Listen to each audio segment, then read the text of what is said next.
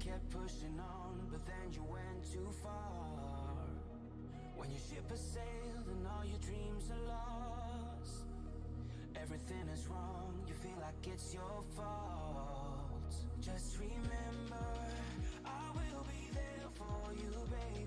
Remember, there's nothing out there to get you, don't forget it. When life throws lemons, just call me. Just call me. Just call me. Just call me.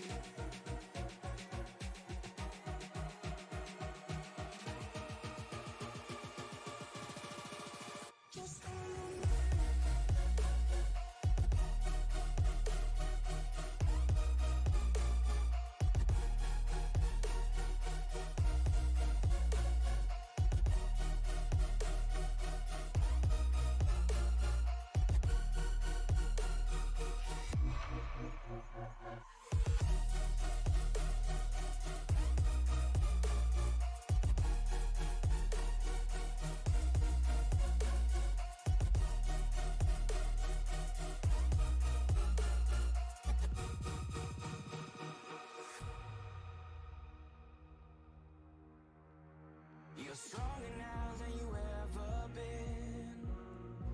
You gotta leave now, it's time to catch the wind. You will climb up high and look through the clouds. And when you're feeling low, I know you'll bounce back. Oh, and just remember, I will be there for you, baby. Remember, there's nothing out there to get you, don't forget it. When life throws lemons, just call me. Just call me. Just call me. Just call me.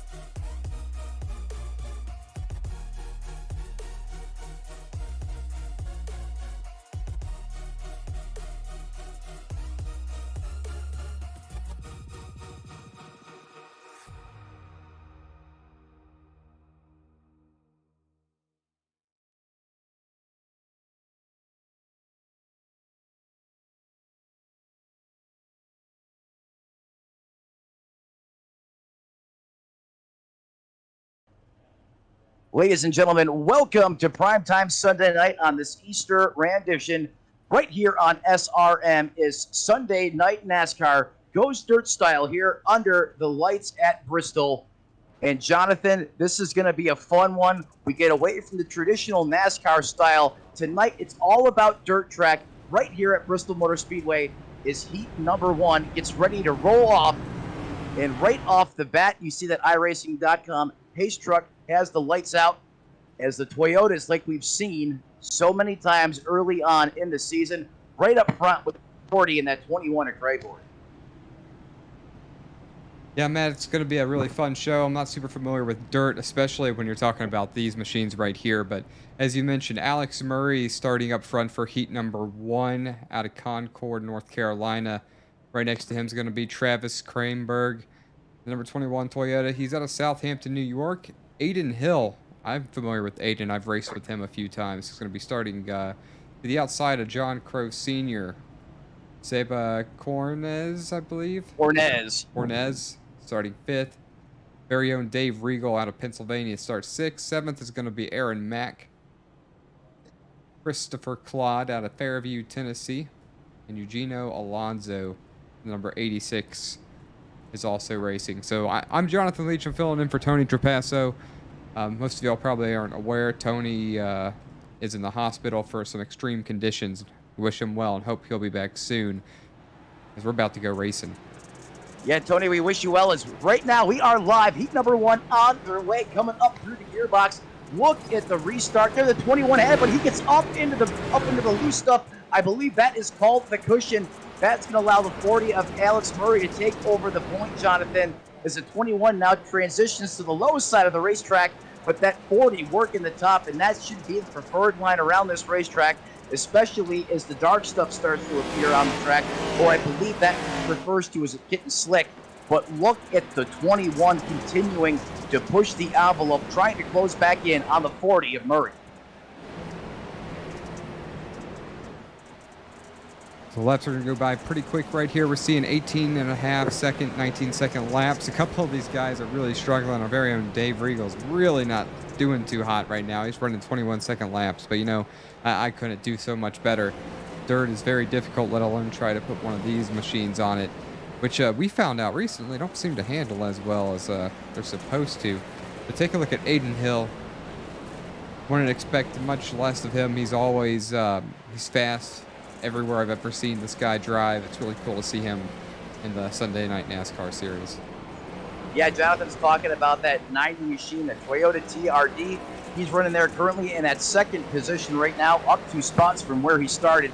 And Jonathan, in these heat races, unlike on the Cup side of things, these caution flags, if we have any in these heat races, they do not count. So all laps to be completed under green flag conditions here, all throughout the 3 heat races tonight. They're going to be 10-minute sessions, 15-minute laps apiece in these heat races. Going back through the field now, how about that 14 machine, Siva Cornez? He had a strong run last week as well, looking to carry that momentum. Oh, the 31 really getting slideways as he gathers that car back up into the corner. That is the 31, the Chevrolet of Aaron Mack, as he continues to try and reel in the 14. What a job there by that 31. Oh, he gets in too hard. Is he going to be able to catch it? He does, going down to the bottom. But the 98 machine of Eugene Alonso trying to get slowed up for the wreck. He's going to get way out of shape, but we stay under green flag conditions. Eugene back on the loud pedal as we keep on trucking here in Heat 1. I've seen a lot of drivers struggle. We got a couple fast guys in this heat, a couple of guys struggling. I think that's going to be really the tune of the show. Dirt racing is not everybody's cup of tea, which I think is kind of cool that you see the, holy cow, someone's really slammed to the wall. I think it's that tin machine right there. Dirt racing is not everybody's cup of tea, you know, and I think it's really a neat thing that NASCAR decided to add a dirt race just to kind of change things up a little bit. And that you see these oval leagues, such as Sunday Night NASCAR here, which they have plenty of the road races as well, but they even add this kind of race in. And it's kind of a wild card. You might see some drivers who struggle at other tracks do well here and give them an opportunity.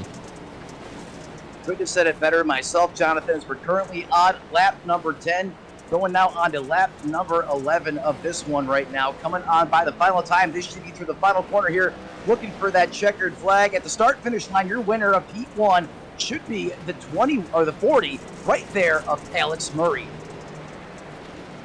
Alex Murray's really seems to like that high line, and he's really putting his getting that right rear, those rear tires kind of up in that more upset marbles, I guess you would call it, of the dirt. And I believe, in dirt racers, correct me if I'm wrong, that gives the car a much better drive off as opposed to just being on the more clay-like surface. That's what I've been told, Jonathan. Is again, I'm not very familiar with dirt racing myself. I'm trying to get my arms wrapped around it. I believe it says here that we were going, I'm sorry, it's 15 laps for these heats. 10 minutes, 15 laps. So apologize there. There's the correction. So we still have another lap in the bank to go. It's Aiden Hill now in that 90 machine. I believe is now currently the leader here, up 3 positions in that 90 car. As we see him working to the inside there of the 8 of, that's going to be our own Dave Riegel in that Wawa machine, going a lap down here, but the 90 really working the bottom of the racetrack. Yeah, Aiden Hill made quick work and is going to run about a 7-second lead over the second place car, John Krause Sr. Aiden Hill's going to walk away with heat race number 1. Alex Murray's going to come across P3. Aaron Mack, 4th. Cornez going to finish where he started in 5th. Yeah, running out the rest of the finishers in 6th going to be Travis Kryborg. In 7th, the Chevrolet of Eugene Alonso. In 8th, the 8 of Dave Regal. And rounding out the 9 vehicles tonight, that is going to be the 10 of Chris Claude. Well, Jonathan, 1 down, 2 to go. In heat racing here, dirt style, we run right at one. We run right after the other. A little bit of a tongue twister there. As you can already see that second heat already staged behind that Chevrolet Silverado, getting ready to roll off here. In this heat, it's going to feature the 02, the Bad Fast Machine on the asphalt of Nick Stein. Another SRM broadcaster in the field. That's going to be the 6 of Emily Urias. In 3rd, the 19, Alex Princeton. 4th, another Toyota, the 27 of J.C. Gibson. In 5th, the Chevrolet of Tanner Marty. 6th belongs to that Ford Mustang, the 71 of Dave Fugue Jr. In 7th, Brian Tarnowski, again in the Chevrolet. Rolling off 8th tonight, Ken Ron. Again, Chevrolets to round out the field here tonight. And in 9th, the 77, that's going to be Rick Jeanette. As you can see here, lights are out on that pace truck, getting ready to go back live here as we come by the start and finish line. And again, Jonathan, like you were saying, dirt track is, they always say that, Talladega and their plate races are the wild card. This is the true joker, in my opinion, here, is it totally changes up the driving characteristics. You run this place like asphalt, forget about it. You're not going to make a lap. So look for ones that typically don't perform well, but have that dirt background, really to come and shine here tonight in prime time. As that field is racked and stacked, the 02 of Stein, he is going to have the button. But don't count out Emily Urias there on the outside in that blue oval, as I hear she's pretty good on the dirt. But we're going to have to find out here as we come out of 3 and 4 complex one more time. Nick Stein's going to have the button, and he is going to go ahead and fire off and get this Heat 2 underway. Oh, everyone gets a little squirrely, picking up the loud pedal. Holy Emily cow. goes ahead and wipes out Stein. That was definitely not intentional, but just trying to get up through the gearbox here, and Stein still having a hard time getting that car rolling. He finally has it.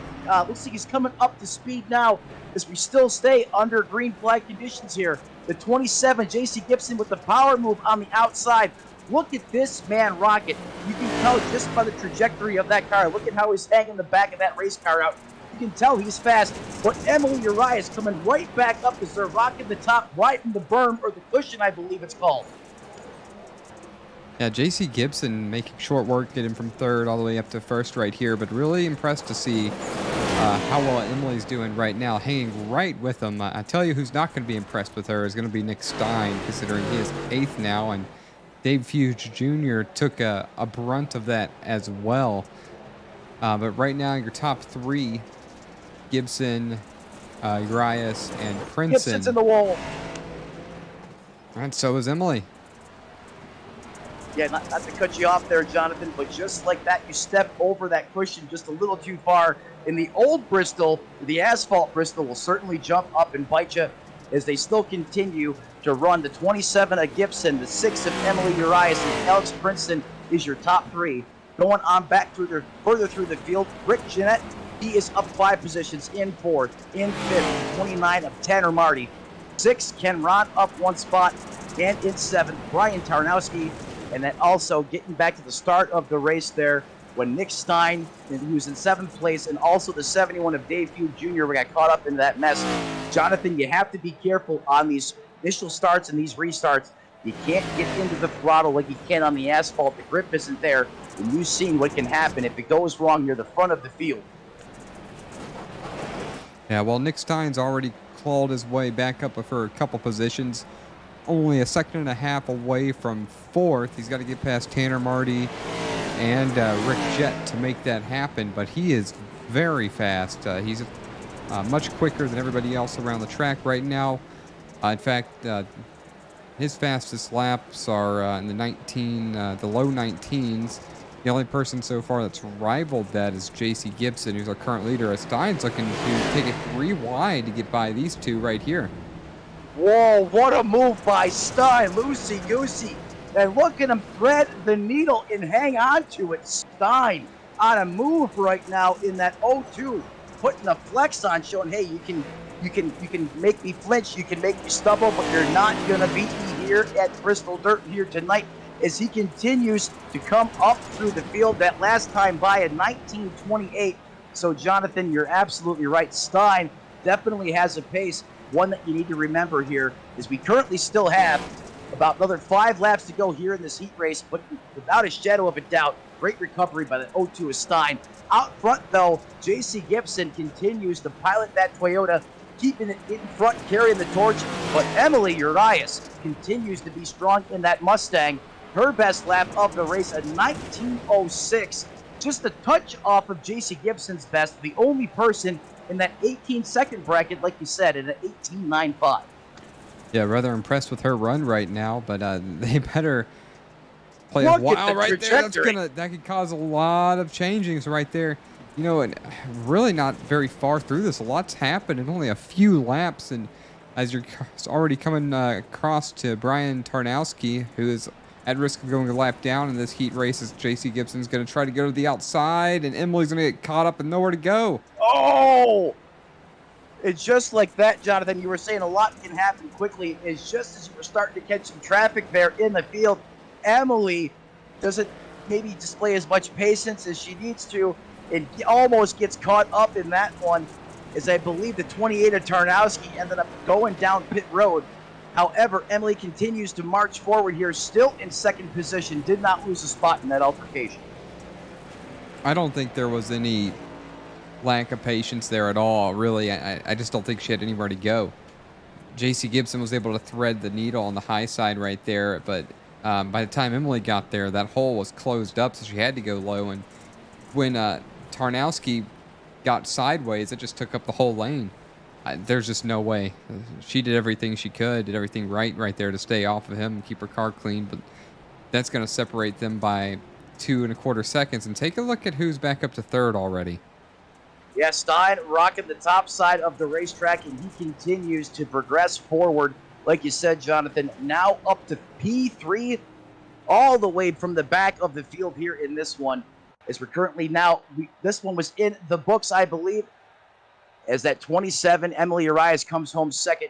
We aren't done yet. 2 heats down. That's going to give us one more heat race to go here.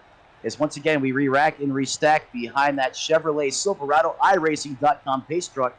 This heat here is going to feature the 74 of Brandon Estrom in the Toyota. Starting second here in the third heat race, it's going to be the 56, the Chevrolet of Cody Colley.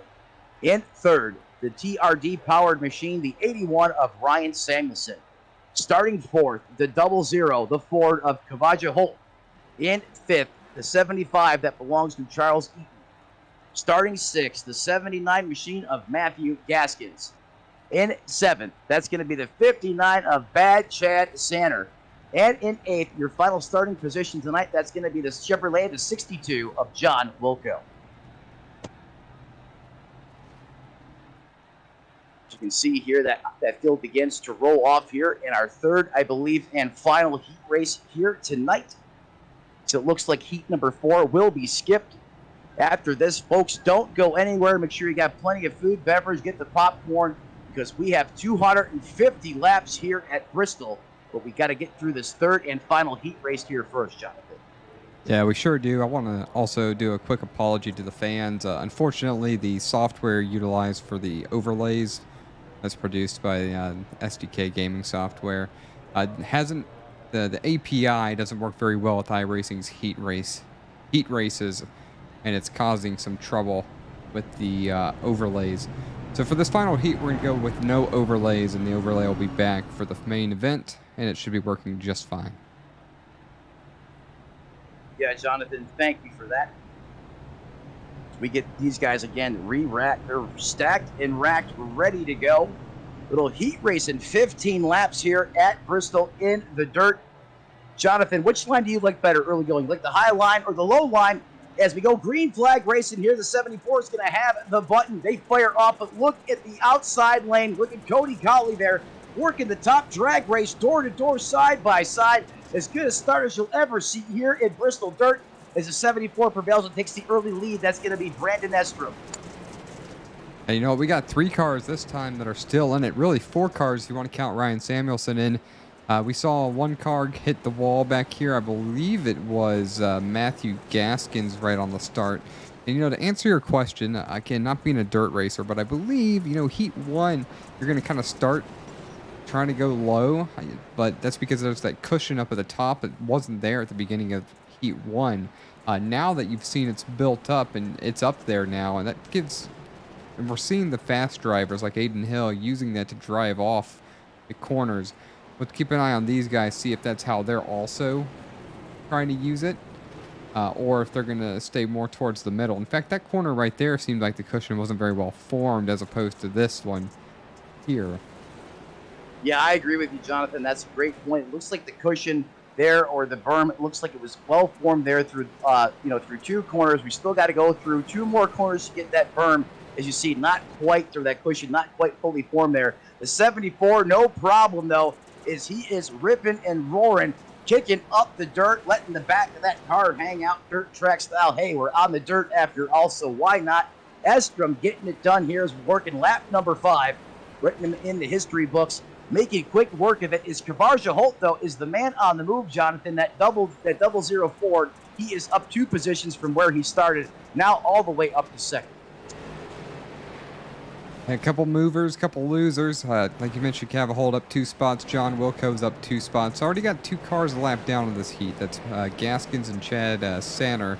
You can see Matthew Gaskins got his hands full, has his hands full at this race right here. And running that nice Fireball paint scheme. I'll tell you what I would be in need of if I was trying to run here. But, you know, some drivers have it. Some people practice for these races. Some don't. You know, Matt, if you ever see me racing one of these, if I come home better than last, it'll be incredible and really a great finish. Look at that right there. That's a really good slide through the corner right for Holt. Rather impressive. Slides in real good. And see, that's one way to know if you're solid at this, I would imagine, is you don't slide up and down through the corner. You kind of hold a single line around the edge right there. And see there, you saw Cody Colley trying to take advantage of the cushion right there, but probably a little bit too much speed going in. And once you get your front tires up in there, it seems like it just wants to pull you back to the right. Yeah, great visual commentary there, Jonathan. I couldn't have said it better myself. And you're right. You can look, when we were looking there at the 00 of Holt, you could see how he was flicking the steering wheel of air on entry, really getting that car to rotate. And I'm told it's a real big finesse on that throttle pedal, being able to keep the yaw, the skew in the back of that race car while keeping it pointed straight. As we go on board here, look at him sawing at that steering wheel, trying to keep that car straight. As he goes ahead, you can hear him pick up the throttle now, going down the backstretch there. And look at the wheel inputs. These drivers are just feet and wheel all the way through the corner to keep that car straight. There's a song called Flirting with Disaster, Jonathan, and anytime I've been on dirt, that's exactly what's happened to me, as I found more ways to ruin a car in a lap than finishing was a different story. Yeah, dirt racing is its own different type of beast. It's the only way for me to put it. Just really entertaining, really difficult, a lot of wheel movements, things like that. So Brandon Edstrom has ran away with this one, but anything can happen. One mistake and it's all over. Cody Colley has solid control of 2nd place now, and Holt has about a 5-second lead over.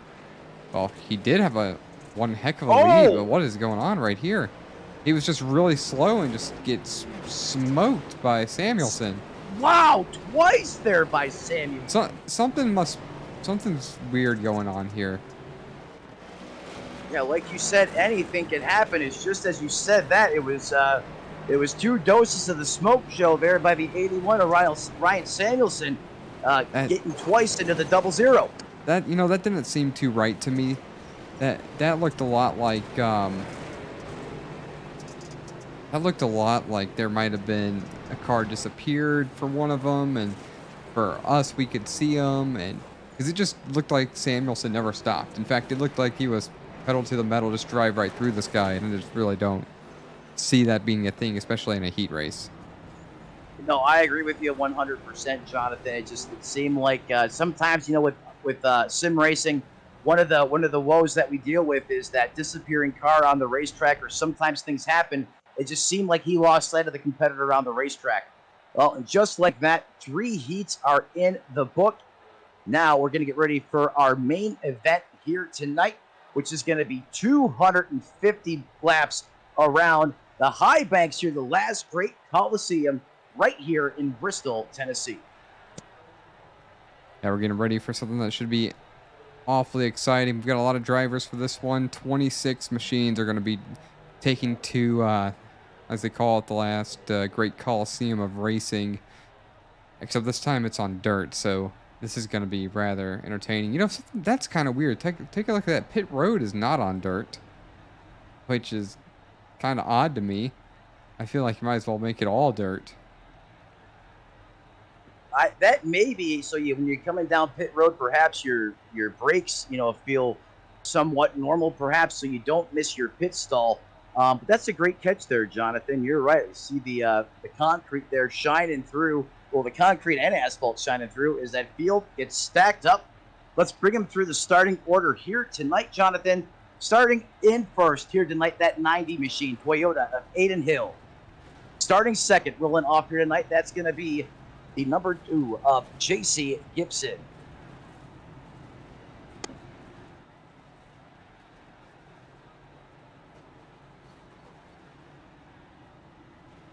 All right, starting third is going to be Brandon Edstrom. We just saw him win the last heat. John Krause Sr. starting fourth.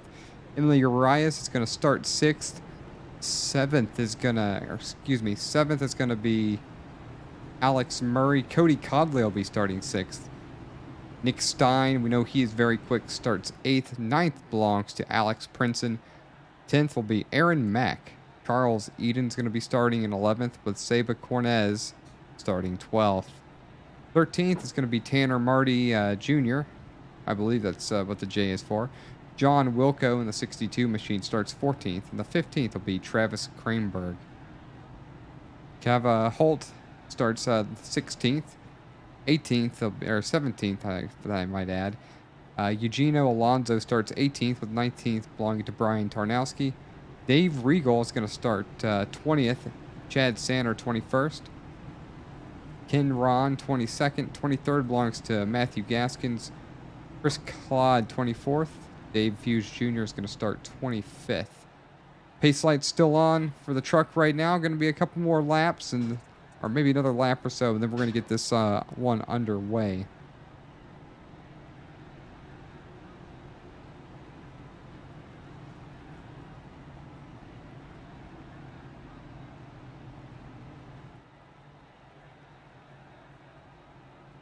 Now the pace lights are off here at Bristol.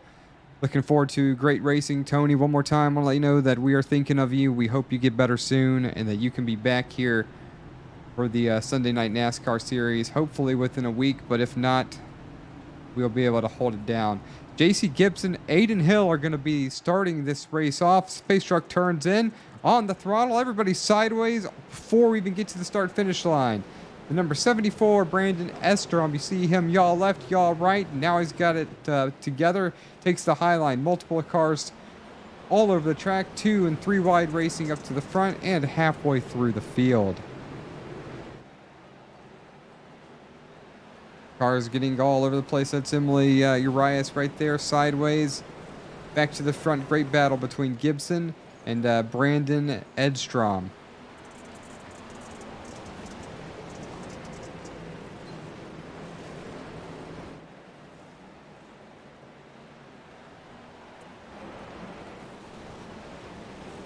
Really impressive start so far. Not too much as far as the side of wrecking right here. Got quite the gaggle of machines really close together at this moment right here. It's Alex Murray, Emily Urias, Nick Stein. I can't imagine Nick Stein is going to race Emily pretty fair right there. It's going to drive her right up into the wall. He's going to stay out of the wall. I spoke too soon. Now Nick Stein's going to get touched by J.C. Gibson. Stein's going to take the position away, move him up to P4. Urias trying to take it from the high side. It's extremely loose, yawing right and left. Stein still in fourth, still under siege. Urias is going to touch him, and he's going to hang on to it. Current leader now is Brandon Edstrom with a 1.7 second gap over Alex Murray. Aiden Hill about a half second behind him, trying to hold off a hard charging Nick Stein.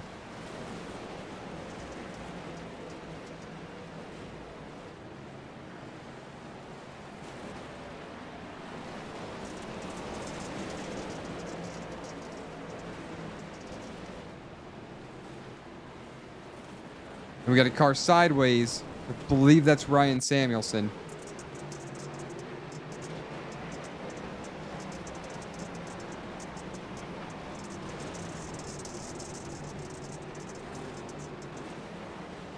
Perhaps it's not.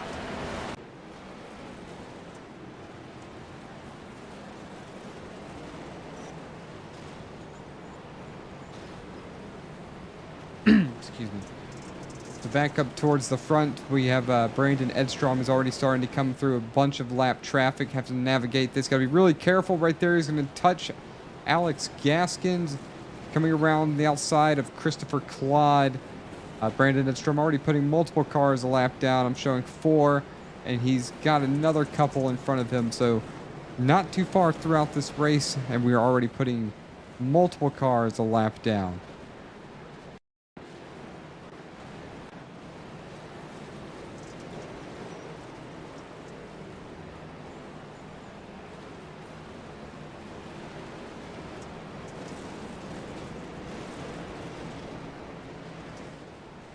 All right, folks. So far, so good. Really great racing. I'm going to step away for just a brief moment. You're not going to miss any of the action. I'll be right back.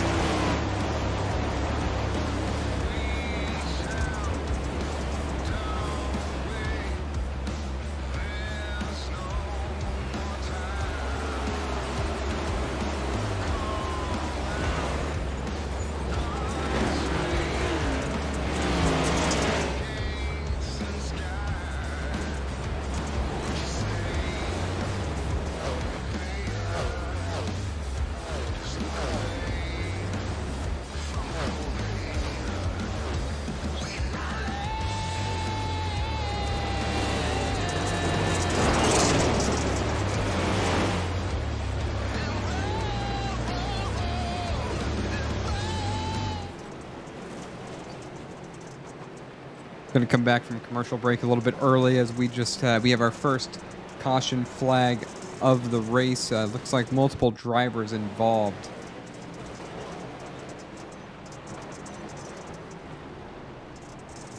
Trying to get a viewpoint to see what happened here. I believe Aiden Hill involved, Emily Arias involved, Dave Regal involved.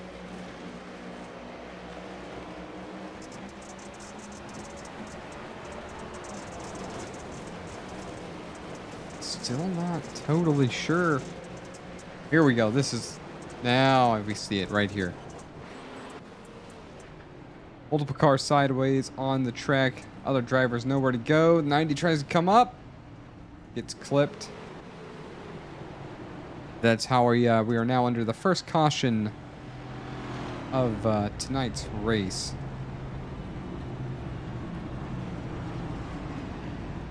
And take a brief moment here, see if we can't pull a driver into the booth and try to get an idea of how this race is really going on.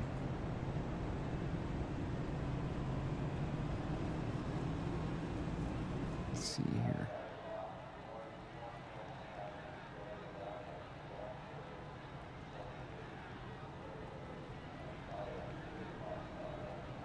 Well, unfortunately, it doesn't look like I'll be able to pull anybody to the room with me. That's unfortunate. But however, let's go ahead and mention that Brandon Edstrom, Alex Murray, strong showing by these drivers. Up 13 positions is Travis Kramerberg. largest mover so far, 21 Toyota machine out of Southampton, New York. We saw him with speed in heat number 1, all the way up to 3rd.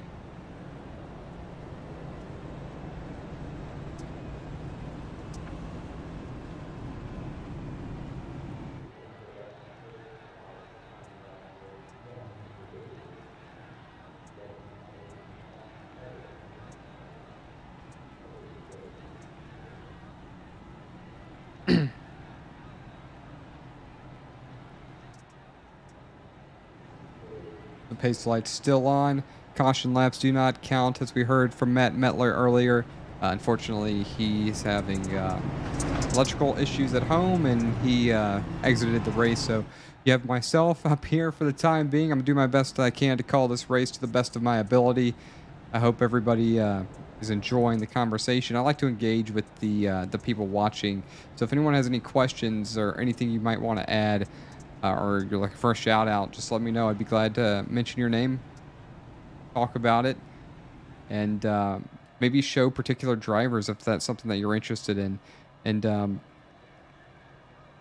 there's a driver you want to follow or go on board with, let me know. There's a lot of laps, plenty of racing.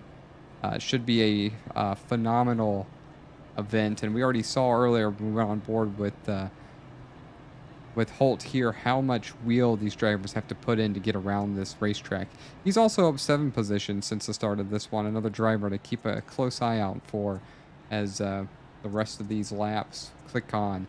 Only 20 complete of 250. Plenty of racing left to go.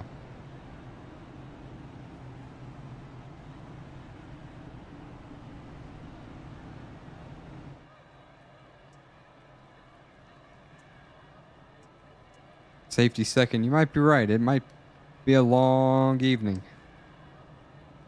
But, you know, I've called a few races like this before, and so has several other members of SRM. Normally, as the race goes on, it starts to speed up, and things get into a good groove, and the races move on much better.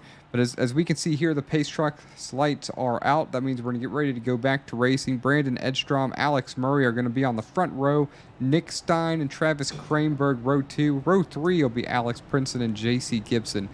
The top 6 drivers we've seen, each of them show speed. Looking forward to see how this is going to go. Truck turns left. On the throttle is Brandon Edstrom. Several drivers get on the throttle and pretty much get up in the wall right there. Edstrom manages to make a left turn down. Car's really sideways right there. That's Krahenberg for the 21. Manages to hang on to it, not lose too many positions. A lot of drivers starting to use the cushion up top to get around. Nick Stein, it seemed like he had to get out of the throttle just a bit there to avoid running into Krahenberg, as he's looking to the outside of Krahenberg, and we have another caution.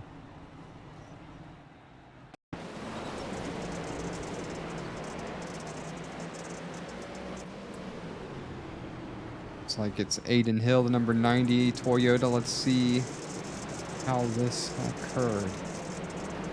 There's a green flag, comes into the corner.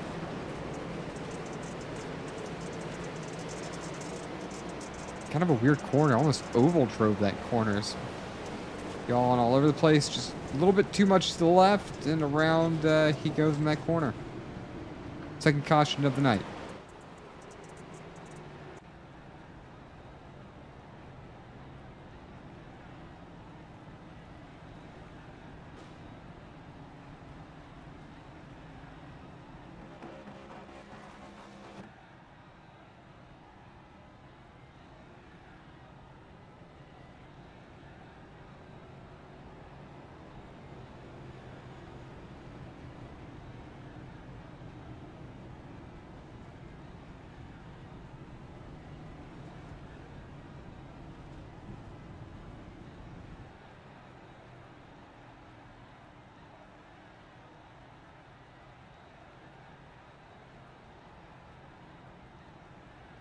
All right, so under caution still for the second time, 25 laps, 250 complete.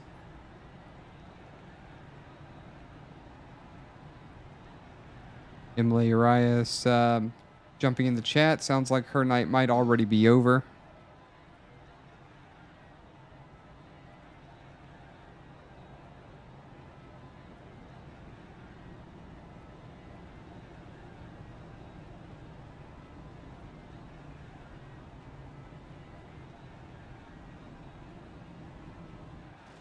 So up front, not too much change. Brandon Edstrom, Alex Murray, Travis Kramberg, Nick Stein, J.C. Gibson, Alex Princeton.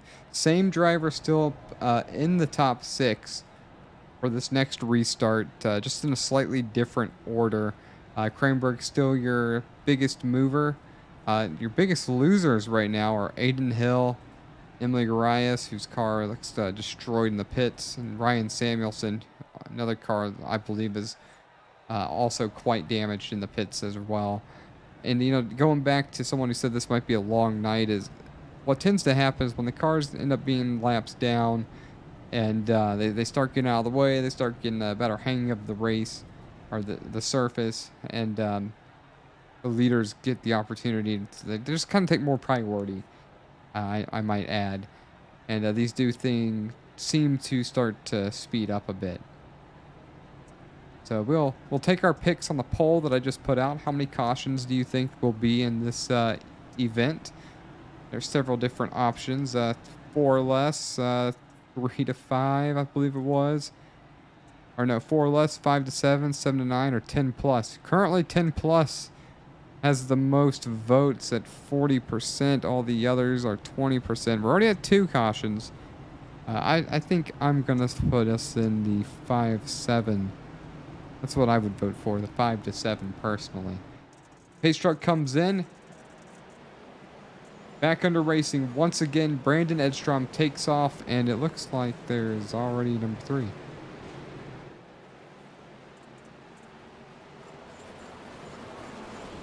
No, there's not number 3. I'm not sure what's going on here and why I'm showing the yellow caution flag. But there is not a caution flag going on right now, so I apologize for that. That was really weird. Brandon Edstrom's out front. Alex Murray, P2, clips the wall right there. Travis Kramberg going to try to take advantage, but may not be able to because a really strong drive off the corner for Alex Murray. Top 3, Edstrom, Murray, Kramberg. Stein in 4th trying to chase him down, and Kramberg seems to be able to catch Murray, but can't really pass him. Kind of, I guess, got to wait for a mistake. And see, right there, they both did the same thing. It's almost like the cars wanted to yaw into the wall as they got close to it. And here comes Kramberg to the low side of Alex Murray. It's going to get right by. Does this open the door for No, there's going to be contact between Murray and Kramberg. Murray, being the loser, is going to lose multiple positions. Move J.C. Gibson up to 4th. Alex Princeton and the number 19 also looking to get by Murray, and he is going to just get by Murray. Murray's going to give him a little bit of a shove. Princeton's going to hang on to it through the corner. Lap 32 of 250 complete currently. Now, staying with Edstrom right now is tonight's biggest mover, Travis Kramberg, up 14 positions, and I don't think he's going to stop anytime soon. The fastest lap of the race so far is Nick Stein. We saw him run a 19:01, I believe, in his heat race. His fastest lap right now is an 18:73. So the track is getting faster, or the drivers are getting faster, but the track or drivers are getting faster as the grooves are being set. And there's Alex Gaskin right there on the side, really slow, interfering a lot. Matthew Gaskins, excuse me, interfering a lot with the leaders. We're going to try to see what happened and how this could have influenced the battle for the lead. And I believe there's just a pass for the lead, but for Travis Kramberg over Brandon Edstrom. Gaskins comes in the corner right here. Kind of gets sideways. Surprised. I'm very surprised this was not a caution right here. Slow gets back up, and here come the leaders coming around, narrowly missing him. We missed the pass for the lead for a second. I'll show the quick replay. Kramberg getting around Brandon Edstrom. Edstrom kind of getting it wrong right there. Kramberg goes low.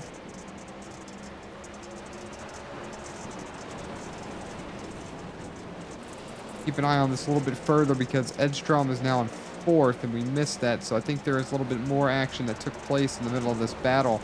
It's sideways right here. That's going to allow Nick Stein and Alex Murray to get by.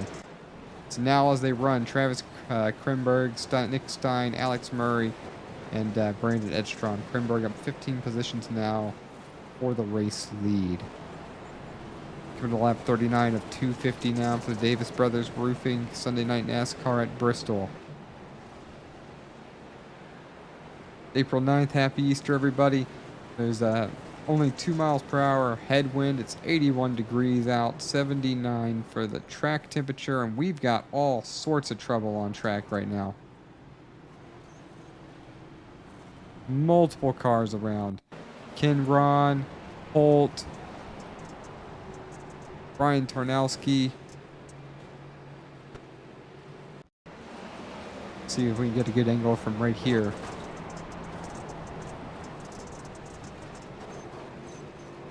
Tarnowski getting a little bit loose.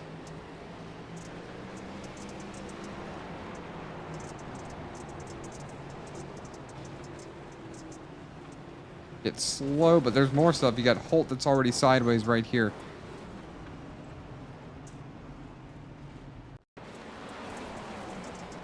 Try to see how exactly this might have happened. Looks like he just get up a little high, gets turned around trying to correct. Tries to get back on the track.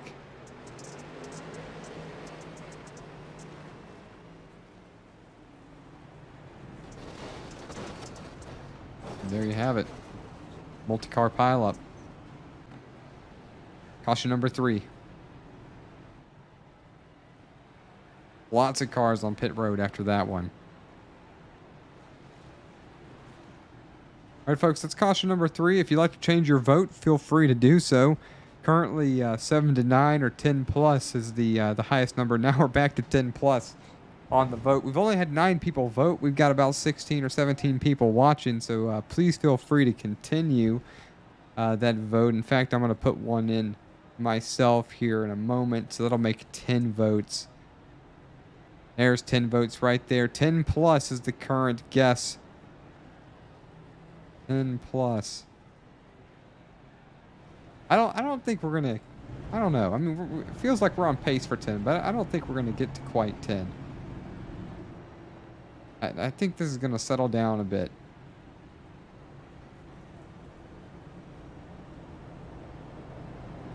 Really good shot of Travis Krimberg right here. Nick Stein right behind him. 2 fastest cars of the night, separated by only 1,000th of a second. It might be even closer than that, I might add. Take a look at the front end of Stein's machine right there. I already see a lot of damage on the front. That car seems like the nose has been caved in. Try to get a better view of that. Definitely the nose caved in on that machine. Both of these drivers have Toyotas.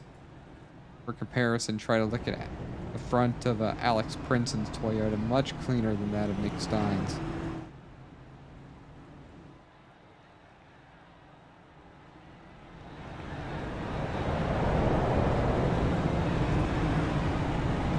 What a great shot of these machines as they come by.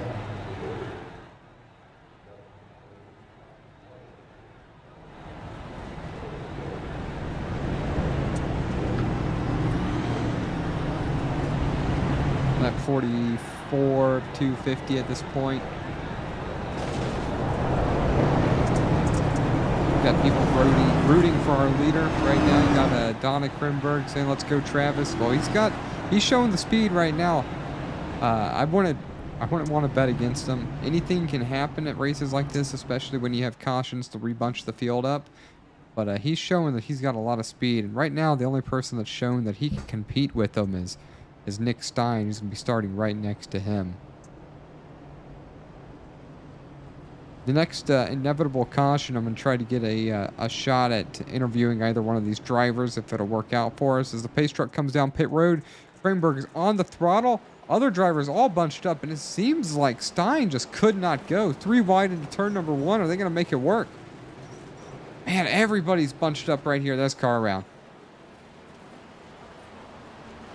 There it is. That's the 4th caution of the night, folks. We didn't even complete a lap.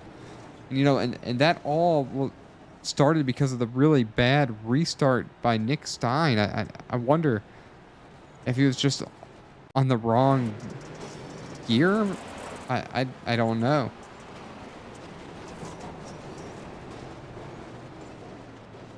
green flag. Keep an eye on Nick Stein right here. Just does not go. Everyone's jockeying to try to get around him. Bunches everybody up 3 wide into turn 1.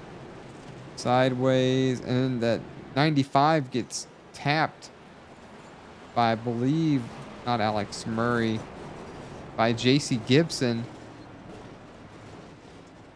And from there, it just bunches the rest of the field. Everybody else ends up getting involved with that.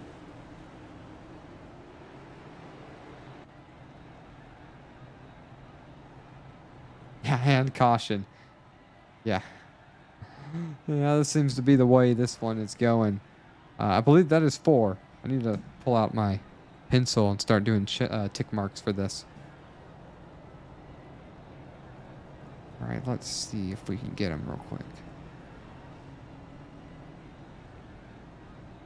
All right, folks, I'm going to try to get a word with Travis real quick if I can. So hold on for just a moment. I'll step away to make sure he's available.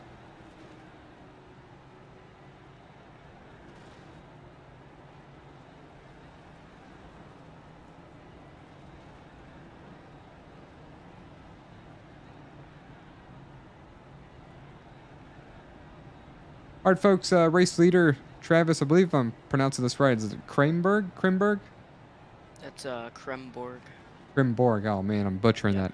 Sorry about that. But you're our tonight's biggest mover, up 15 positions right now.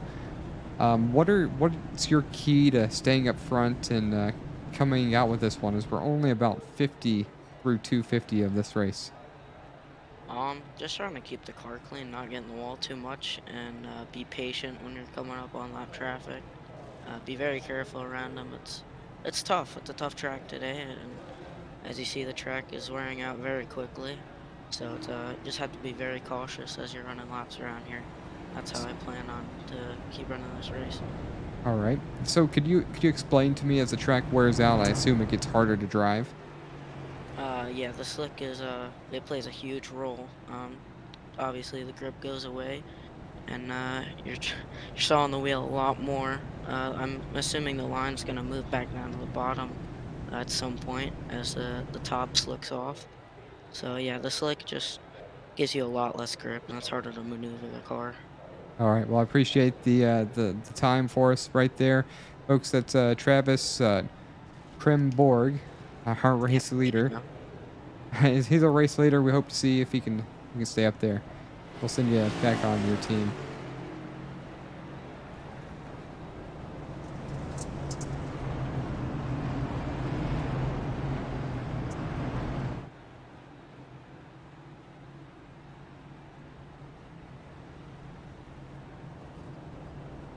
All right, so that was our race leader giving us some insight on how the track is wearing out and might be playing a little bit of a role in how these drivers are getting a little bit more sideways more often. We're back on the gas. You see right there, he gets on the throttle and he gets sideways. In fact, the car wants to yaw to the right. And those of y'all who, oh man, I thought that was about to be another moment right there. You may not understand what I mean by yaw. When you think about an airplane, you've got the tail of the airplane. There's a rudder on it, and when the rudder is moved, that's really the yaw axis, I guess. When your nose points to the left or to the right, that's yawing. So you might hear me use that term a few times, and if you didn't know, that's the way. That's what I'm trying to get at. And that unfortunately, I've got quite the airplane hobby, and somewhat it attributes to racing in a sense. And we're under caution once again. So that's number 5 of the night. Try to see how this one went down. 77. I think he might. Nope, he hangs on to it. Let's see. I believe it started with Holt. No, it started up there at the 59. It gets loose. He clips Holt and multiple other cars. Lots of drivers try to avoid it. Now you got 2 cars nose to nose. That's not how you want to be on the racetrack. All right. We got ourselves another caution. I'm going to take this time to step away for a minute, and I'll be right back.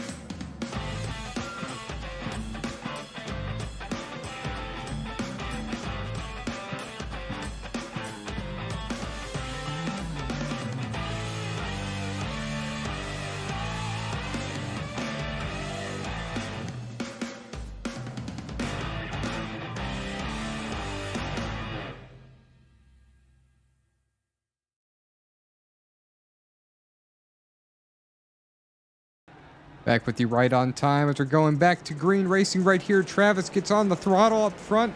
Great restart for him. Multiple car links in front of the others. Good restart for the top 4.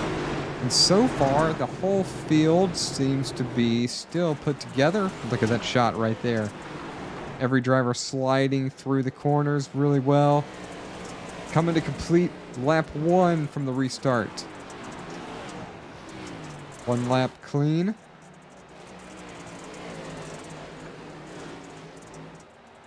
Something I think is really impressive with iRacing is there it is. There's the trouble.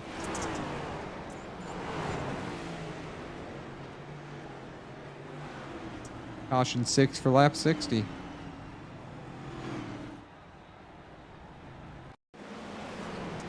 What I wanted to mention about iRacing, however, is you can see the dirt trails and how they're. You can see the cloud of dirt coming off these machines. I think that's a really neat feature, and it really adds to the realism of the sim. Something we should do is go on board with the driver, as you see how that caution happened right there, and see if the dirt perhaps is an inhibitor, the sight for the drivers behind them, and see if that's affecting how some of these drivers are racing.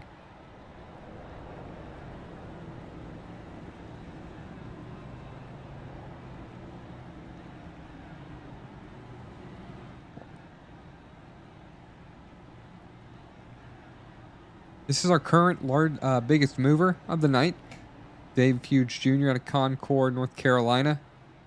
He is up 20 positions, currently scored P6. Up 20 positions. Everybody in the top 6 currently has increased their position, has not lost any positions whatsoever at all. JC Gibson's scored P7. He's down 5 spots at the moment. I don't anticipate him finishing here. He's shown a lot of speed, but that's his current standings. Tanner Marty, I believe, Jr., the number 29 Chevrolet, is up 6 positions since the start of his race. Cody Cawley down 3 spots in 9th, and John Crow Sr. down 6 spots, and he is in the 10th position.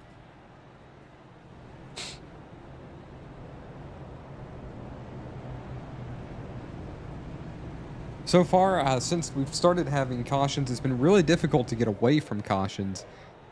And you know, the saying that cautions breed cautions is a thing, but when you really bunch cars up on a short track like this, then you put them on a surface that's not really made for the machine, and drivers that don't race on this very often, it really just sets the tone for a lot of trouble to happen.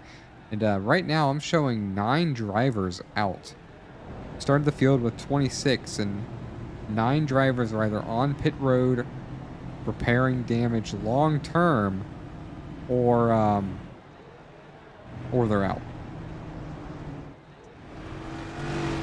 I apologize. I want to correct that. 5 drivers, not 9 drivers. 5 drivers. Multiple other drivers with damage.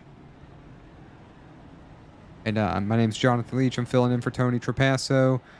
Tony, we had some major medical complications at home, was rushed to the hospital. He's been there for the better part of about a week now. I haven't talked to him much myself. He has talked with other members of our team, and he's in high spirits. And we're looking forward to seeing him again pretty soon. Tony, we love you. We hope you're back. I miss you, man. Hope your recovery goes well. And I'm certain that these guys would look forward to you being back in the booth as well. Being said, we're getting ready to go back to green as the pace lights are out. Krimborg up front. Edstrom back up here as well. Stein to the outside. Here we go. Green flags back out. Who's going to hang on to it? There we go. Yawing back into the wall right there is Nick Stein. That's so weird that happens on the high side. I thought we were going to have a car go around. Stein getting it wrong up in the wall. Everybody hangs on to it for now. We're going to go back to this view right here. It gives us a great showing of all the cars bunched together. And really does an excellent job at showing if there's something that happens more towards the rear of the field. Oh, boy, that was tight right there. To go on board with Eugenio Alonso to see if this dirt coming off these other cars is possibly affecting the visibility of these other drivers.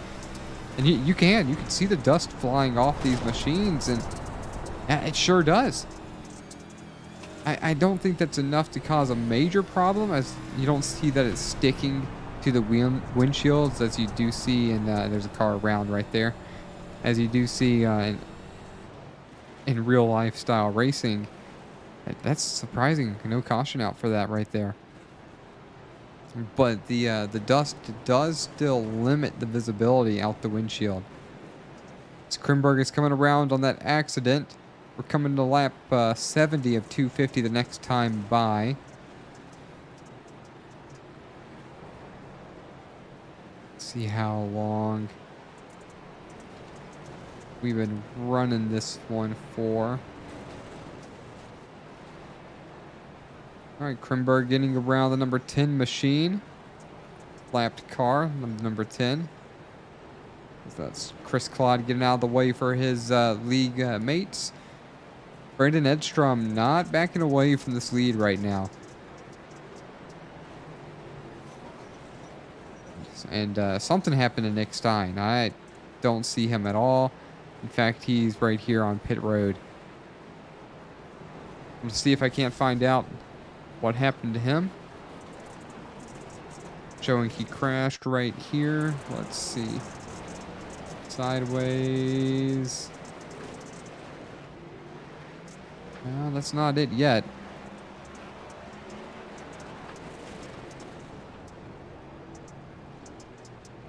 Oh, so maybe he was a part of that. He's the car that we saw sideways. There it is right there. Just gets clobbered. And I'm thinking that caused some collateral damage to that number 2 machine of Nick Stein. Well, that makes for a new battle up front. Brandon Edstrom is bringing the heat to Travis Krimborg. These two drivers are separated by only 0.3 of a second, and it looks much closer than that on track.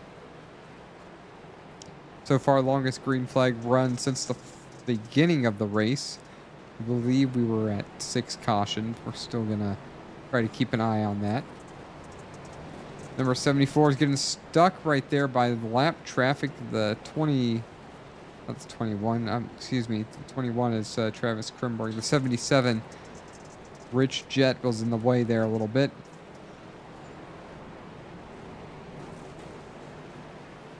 And new fastest time of the race was set by Brandon Edstrom, 18.67.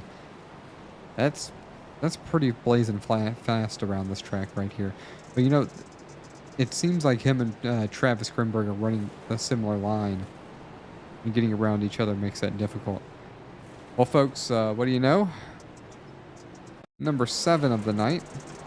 Try to see what happened this time.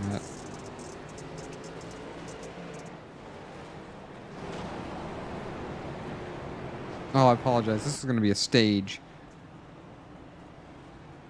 Kind of got used to the actual cautions happening and was expecting to see something right there. All right, so at the end of this, right here, you got Travis Krimborg first. Second, it's going to be Brandon Edstrom, Alex Murray, P3. P4 belongs to JC Gibson, who made a couple moves to get up a couple more spots. Cody Colley in 5th. Driver down pit road. It's Krimborg going to get his car serviced. See what's the nature of it. Right side's coming up. Looks like tires. Didn't see many other drivers come down pit road, which is a little bit surprising. Try to take a moment here, see if we can't get a word with JC Gibson. He is available. He is not available. A little bit further back in 8th place is Dave Regal. We'll try to get in touch with him. Give me just a moment. I'll be right back.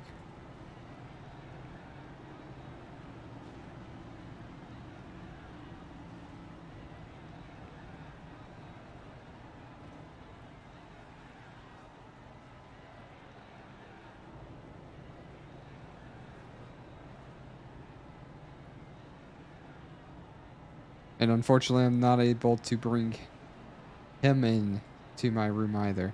So some of the drivers are available to talk to in the events, and some of the drivers are not available to talk to in the events. So unfortunately, those two guys are not available. And at this point, I don't think I have enough time to look for and try to bring somebody else in for a momentary interview. However, you guys watching and enjoying this event, if there's anyone you want me to try to talk to, please let me know. I'd be glad to bring anyone into the booth and ask them their perspective of tonight's event.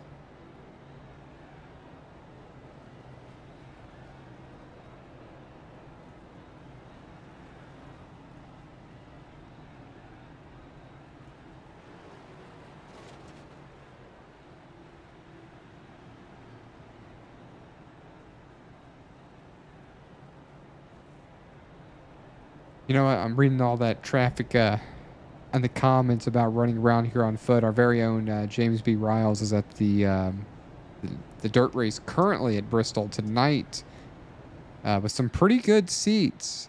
He's enjoying the race this evening with the Cup Series. So I tell you what, I thank you guys that are here watching this when the real racing is going on, supporting friends and family and watching them race. You know, it really does mean a lot. When I first started iRacing, and now I do a little bit more broadcasting and trying to keep some racing media running well. But when I would race, I always thought it was kind of cool when my kids wanted to watch, or my significant other would watch and be like, hey, you did a good job. So these guys really appreciate this when you guys take the time to come in and watch a little bit of what they do and realize that this isn't just a game to them. This is peak competition, I should say. Much more competitive than a shooter game, in my opinion, or any other standard style video game. And I think iRacing does a really great job at making it the most realistic sim racing that there is. So we're back under green. And right now, Brandon Edstrom's out front as we saw Krimberg go down pit road. He's not too far behind here already. But Edstrom to the point. We're going to see how long he can hang on to it. Lap 83 of 250.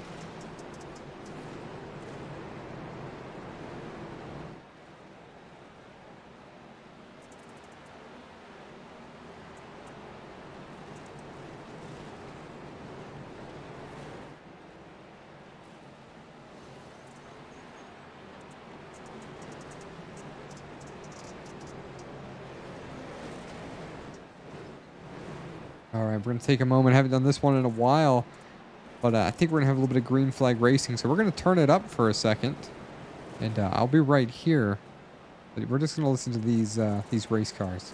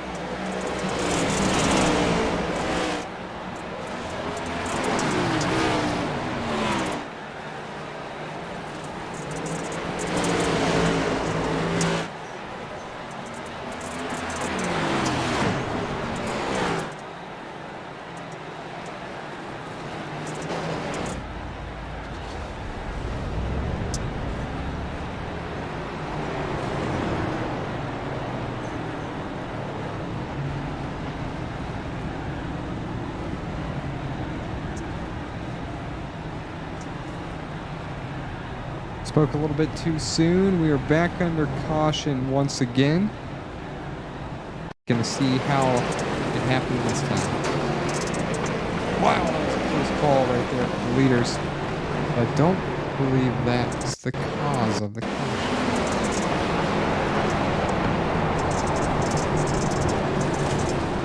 This looks more like the...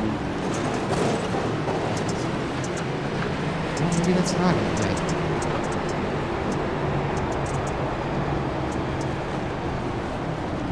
Ah, there we go. Cars are sideways.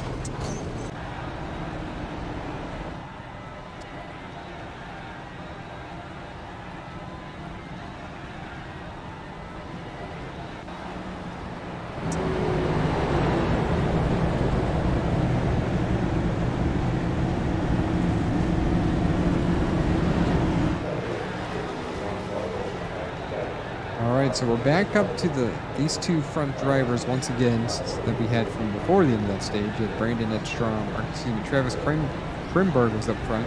Edstrom was trying to chase him down. Now these two guys are back to 1 and 2, lap 90 of 250. We're not even halfway yet. We've seen a lot of action. I believe that's caution number 7. I might have to expand the poll to 13 or more as a voting option at this point. But Edstrom and Krenberg are up front. JC Gibson, P3. P4 belongs to Cody Cawley. P5, John Crow Sr. Dave Fuge Jr. still the biggest mover, up 20 positions on the night. And Dave Regal currently scored 7th, is up 15 positions on the evening.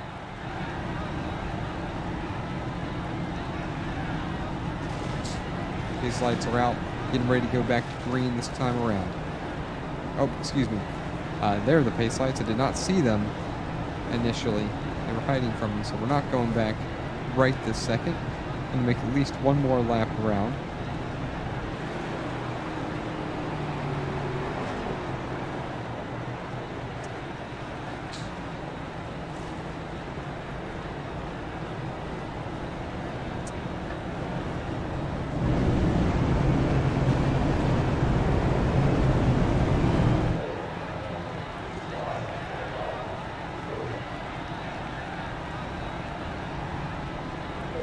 Looks like we have 12 cars no longer on the lead lap, only 13 cars on the lead lap at this point, at this stage of the race. We come back to green with coming to lap 93.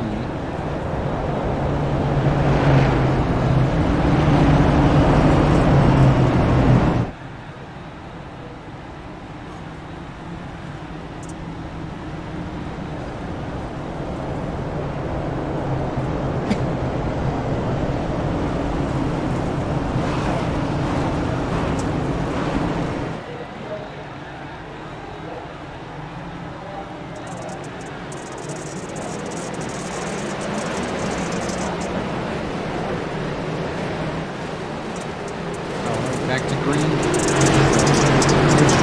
Just out in front of Krimberg. I'm expecting to see these guys race hard. As you see those new tires Krimberg has, I think it's going to allow him to just power by on the outside with just a little bit more grip. New leader, once again, Travis Krimborg up to the lead. Basically, P3 as he's trying to hold off the hard charging Alex Murray. Cody 56 gonna take the high side, and it's not gonna work out for him as JC Gibson is gonna hold on to P3. Alex Murray is gonna take. See how it really starts right there. It's really hard and compacted right there, which I believe was Krimborg was saying makes things significantly more loose. Let's go on board with him and see how much he's working the wheel and trying to get around this track.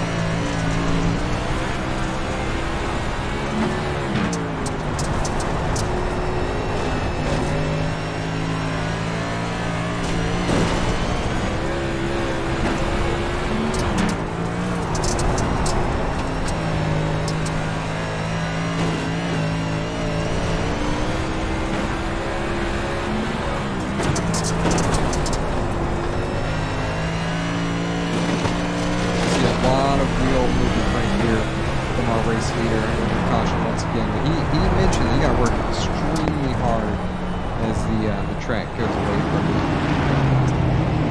We're going to see what caused this caution here.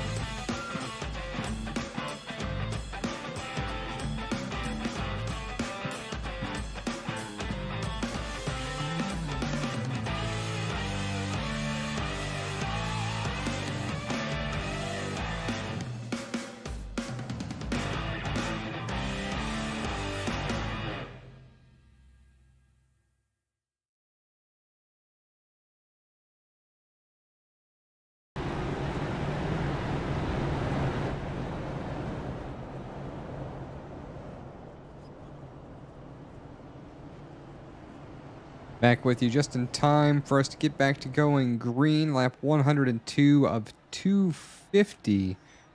Travis Krimberg, Alex Murray up front. It looks like Brandon Edgstrom went down pit road. And Krimborg, excuse me, I said his name wrong again. Krimborg out front over more than half a second over Alex Murray. Let's see if we can get some green flag laps in this time, or if we're going to come around to, I think, what would be a 9th caution if we get another one.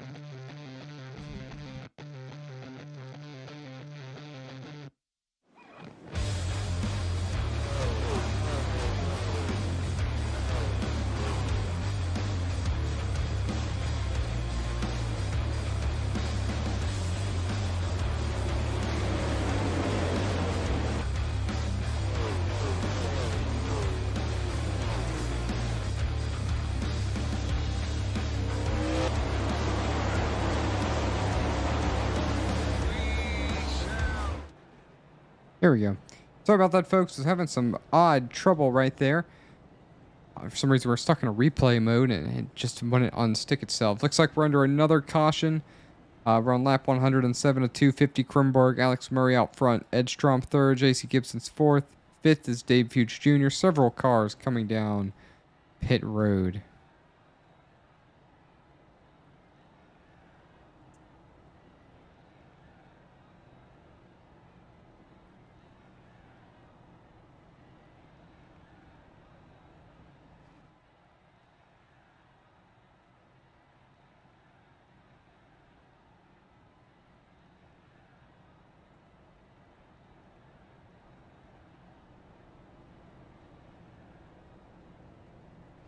Couple more laps under this caution, and we'll get back to racing momentarily.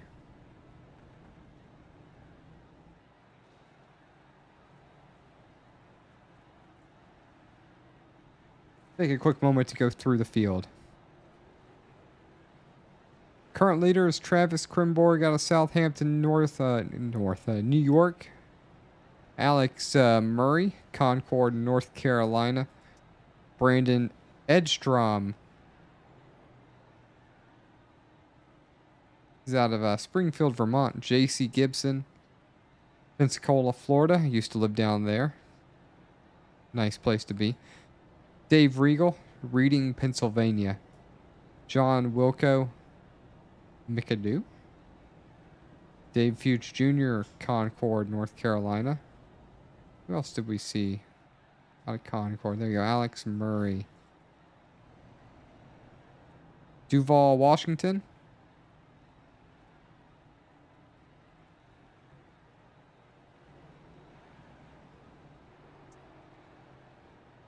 Waynesboro. Fairview, Tennessee.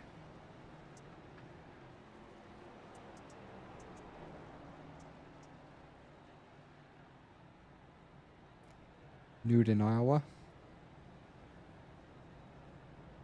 Fort Riley, Kansas for Aaron Mack.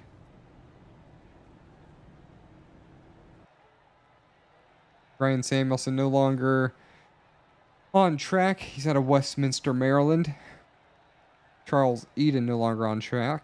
Worcester, Massachusetts. Alex Princeton. He's no longer on track. Lake Elmo, Minnesota. Nick Stein, Lubbock, Texas. And Ken Ron was Dillsburg. Several of those drivers no longer on track.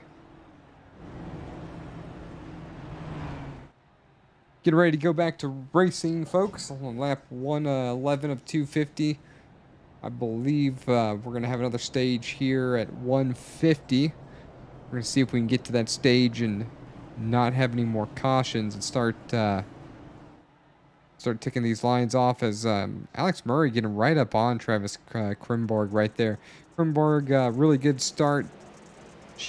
Shoots out to about a 2-car gap over Alex Murray. Excuse me, into turn number 1. Make that a 6/10 of a second lead. You know, I'm starting to think that given the opportunity, Krimborg could really run away with this one, but it hasn't really happened yet based on the cautions that we're getting, which was to be expected. You know, this is a hard racetrack. The track's going to change. It's hard to drive. Now you have to drive around everybody else, and you're competing for the best position that you can.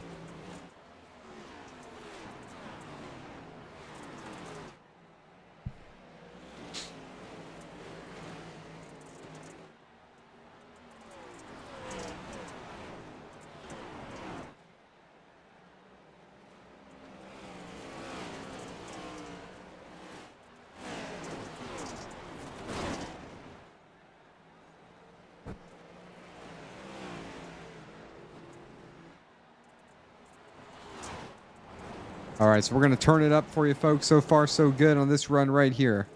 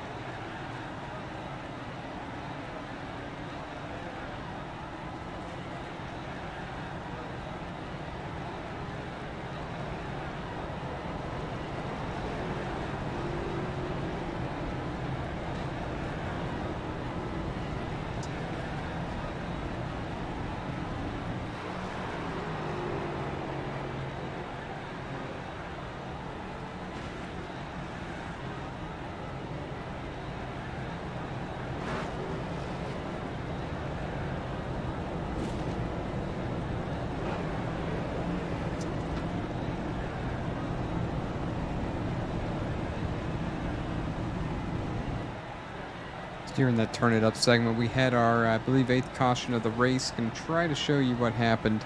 I believe it had to do with Chad Sandlin.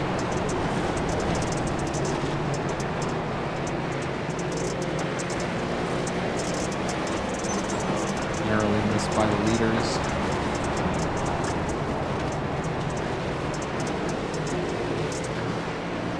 Just gets turned by the 8, kind of, sort of. I'm not exactly sure how that happened, but that's about what happened.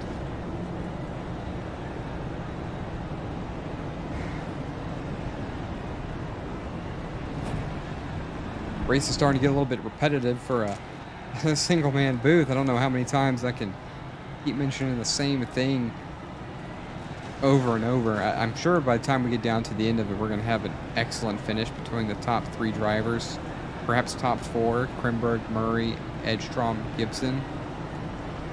But, you know, it's kind of the same tune. We run for 10 laps, and we're caution or less. Really, it's more like 5 laps. I think half the race has been under caution so far. Kind of makes some talking points a little difficult. So I want to thank everybody that's watching. Once again, we're thinking of Tony, our SRM producer, who's full-time here for you guys. Calls the Sunday Night NASCAR series every Sunday night. And it's a big part of what we do. Is there anything you want to know, or any questions you might have for us, or anything you might want to ask any of these drivers, please let me know. I'll be glad to try to make that happen for you.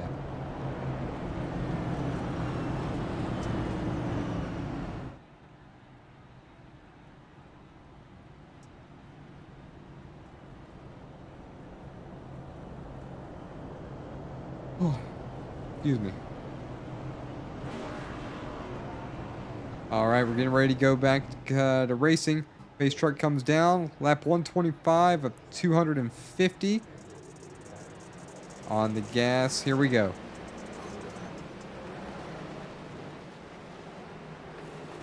Slightly different line right here for Krimborg. Stays down low, and you get 3 wide right behind him for a second momentarily. It's sorted out now as Edstrom is looking to get around the number 40 of Murray down low. It's probably not going to have the drive off that he needs just yet. We're going to keep a close eye on this battle. Now Krimborg is up to the high side. And Edstrom is going to take the position over Murray. Murray thinking about tapping him really sideways right there. Off of turns 4. Edstrom starting to pull away. Go a little bit further into the field back here. And we got another caution.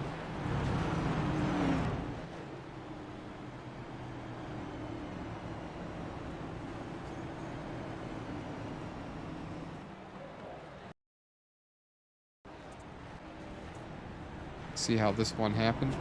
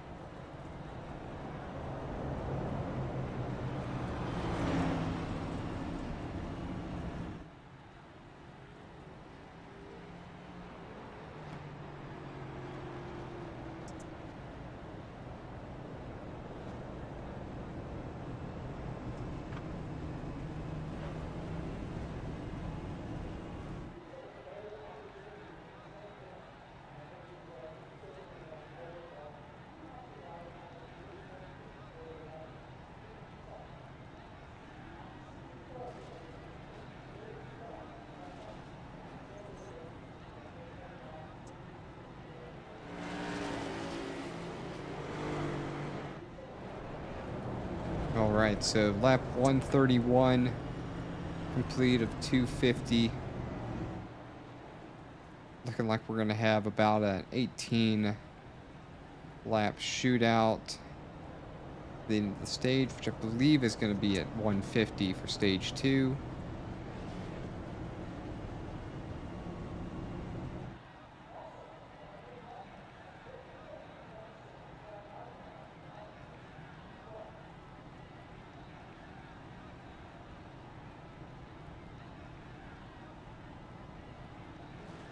Travis Krimborg, Alex Murray, first, second. John Crow Sr., third. Fourth is going to be Tanner Marty Jr.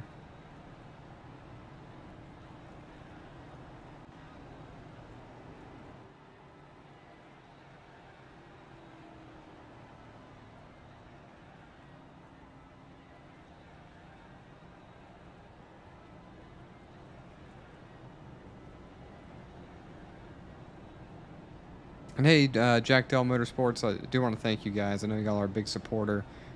I'm really sorry I don't have y'all's commercial.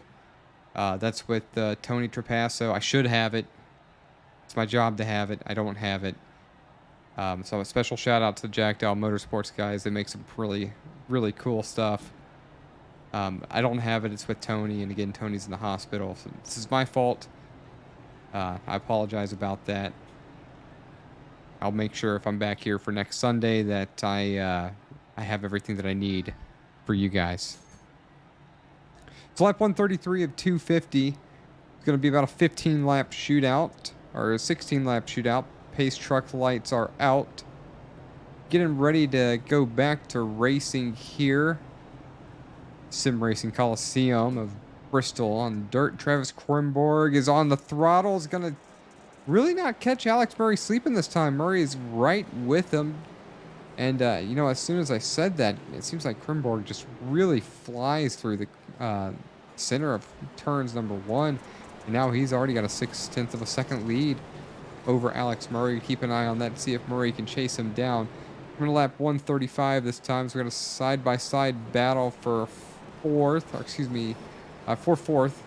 between Tanner Marty and JC Gibson, and we are back under caution once again.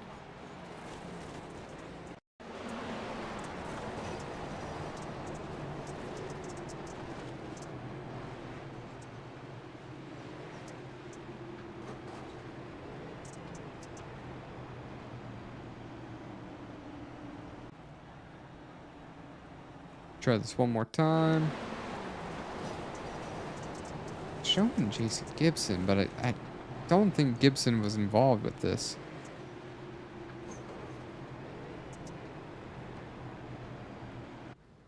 Oh, it was Edstrom, one of our fastest drivers of the race.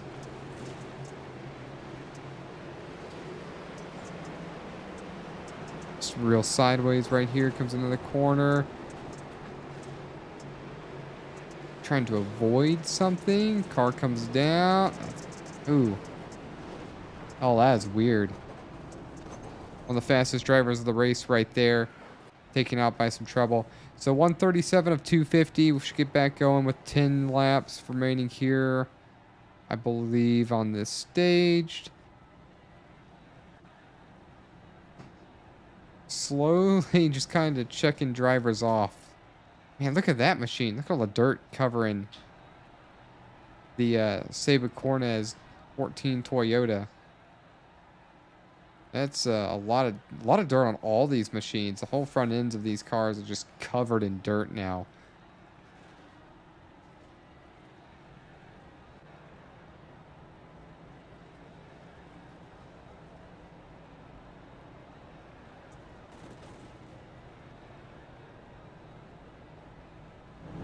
All right, so up front, Krimborg, Murray, John Crow Sr., Tanner Marty, JC Gibson, Dave Hughes Jr. That's going to be your top 6.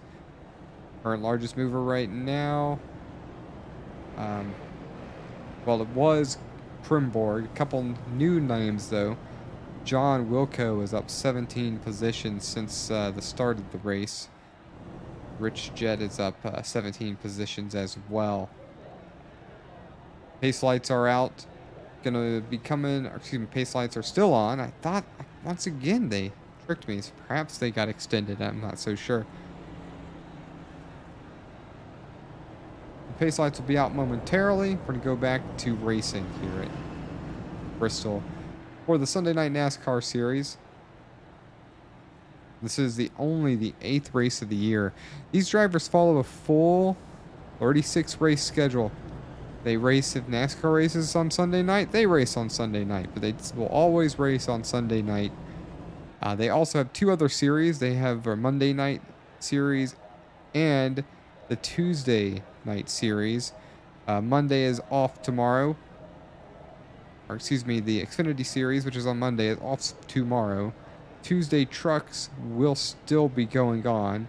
And driver in this race, we'll be calling that, is going to be Dave Regal.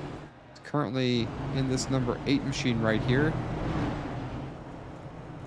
Works very great for the SRM team. It's been a very big part of the Sunday Night NASCAR Racing Series for a very long time. And we're really proud of him. We enjoy this racing series. And he does a really excellent job on Mondays and Tuesday nights, bringing the Xfinity and Truck Series to fans week in and week out. Back to green up front, Krimborg, another rocket ship out of the restart zone. We got a car slow down low right there. So far, looks like everybody's gotten around that machine clean. So far, we're still green. Battle for the lead right here. Alex Murray's really starting to challenge for the race lead right here against Krimborg. Seems like every time around he's getting a little faster. It clips the wall right there, but so does Krimborg. Oh, is that going to cost Krimborg? It is not going to cost him too much. Edstrom, we saw him around just a few moments ago. We're currently racing J.C. Gibson for 3rd place. Gibson chooses high, Edstrom chooses low. Edstrom's going to come away with the position. He's going to slide job right in front of J.C. Gibson. Gibson seems to prefer the high lane. Edstrom prefers more of the middle of the low lane. Really big run off the corner for Gibson. Just see how much more momentum and speed he can carry around the high side right there, but still not enough to get around Edstrom. A little further back, we got ourselves a battle for 6th between Holt, Marty J, and excuse me, not Alonso. John Crow Sr., Holt, and Marty J. This is a battle for 6th. Right here, side by side. They're going to clip each other. They're going to hold it together.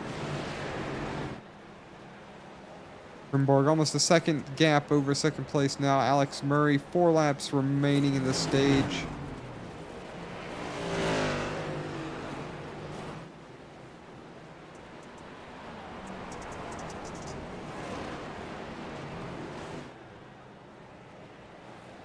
And Jackdaw Motorsports guys, yeah, we think Tony might have had a stroke. We're not certain if that's the case. It was the last diagnosis that we had on him. Heard he's in good spirits, but he's staying in the hospital for the time being until safe to release him. So we'll be thinking about him. I might make a trip out to New York to see him if things don't get better anytime soon, personally. But here we go, coming to lap 148. Travis Krimborg still 0.3 second gap over 2nd place. Got ourselves a little bit of a battle back here for 9th between Seba Cornez and Eugenio Alonso. This is the number 14 Toyota, the number 86 Chevrolet. Cornez is in the wall. They keep that position with Eugenio Alonso for a little bit longer. Dave Regal sideways on track. Gonna get going again. No caution for that one.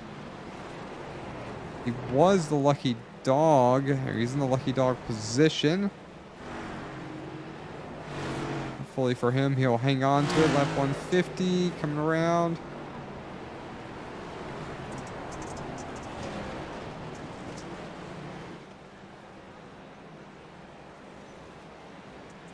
Krimborg coming around. There's Claude right here.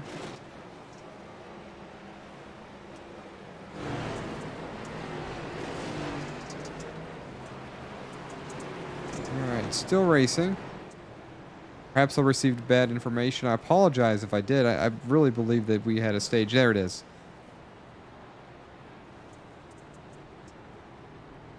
Either that's for a wreck or that was a stage. I'm showing there might have been a wreck though.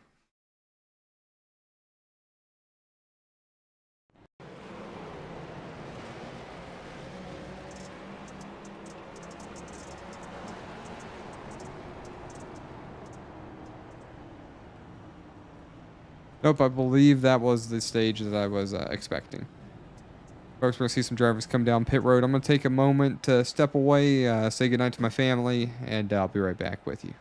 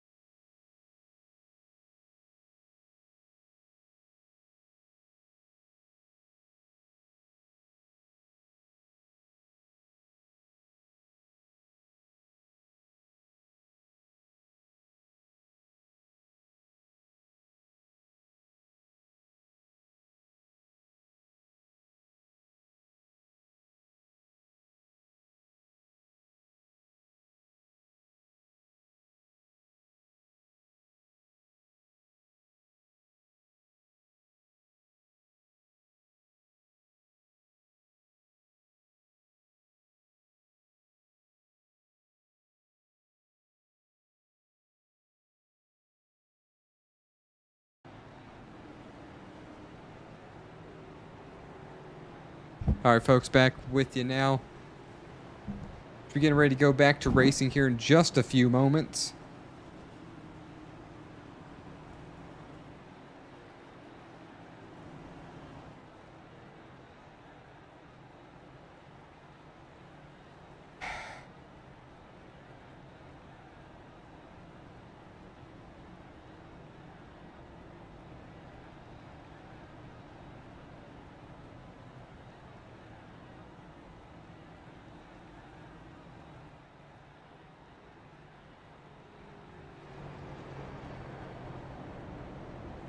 Up front, Krimborg, Murray, Edstrom, Gibson.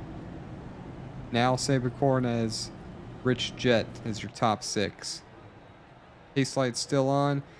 We'll be coming back to green around lap 160 of 250.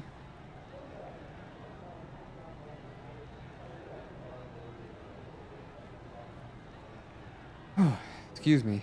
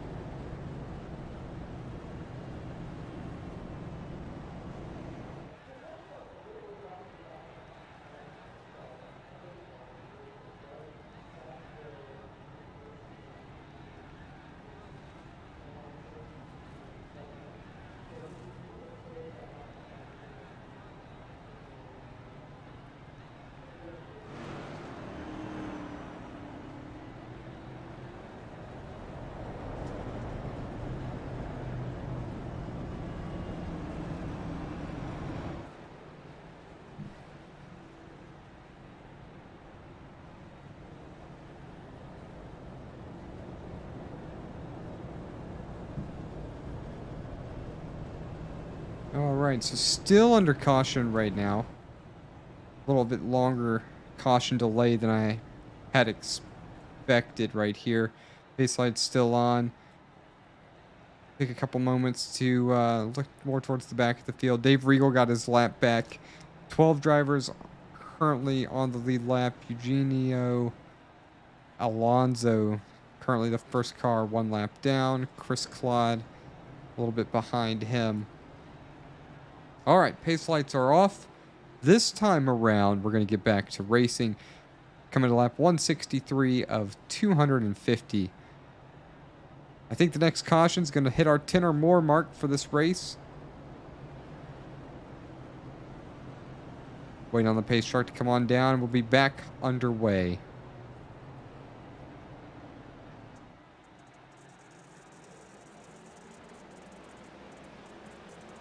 Back on the throttle is Krimberg. Alex Murray right here with them. Best restart I've seen out of Murray so far, but that was not a good corner for him. Edstrom's going to take advantage and try to go to the low side, looking for a slide job. He's going to take it. Man, it's flat out cutting off Alex Murray right there. Murray gives him a little bit of room. Not a lot of room, but just enough for him to make it work. Krimberg's enjoying seeing this as Murray all kinds of out of shape right there. Now under siege from JC Gibson to the high side. Murray dropping positions on the restart already. Gibson looking down low. Murray is in the wall. Gibson gonna take the position away from the low side. Lap 165 of 250. 27's in the wall. He's gonna hang on to it. He will hang on to it. Murray's gonna get right back around JC Gibson.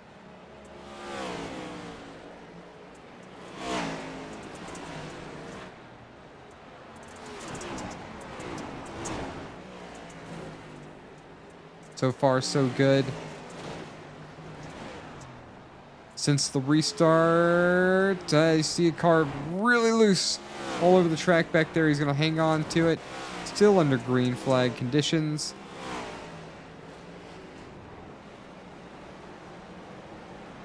Following the number 77 Rich Jet machine right here. Currently scored 9th. A little bit behind him, you have Dave Regal. Car really out of whack. Super sideways there to hang on to it. That was the number 6 machine. That's Emily Urias back on track. We haven't seen that car in a long time. They must have been able to replace the all-important parts that were destroyed. And she's back on track, running laps with everybody else. Not really for position, but she is scored in the 17th.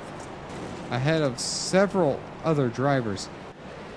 Coming to lap 170 now for Krimberg, 0.7 of a second gap over Brandon Edstrom. Although he's in the wall, and Edstrom's going to take a big chunk out of that. 0.2 of a second he just gained, and just lost almost as quickly.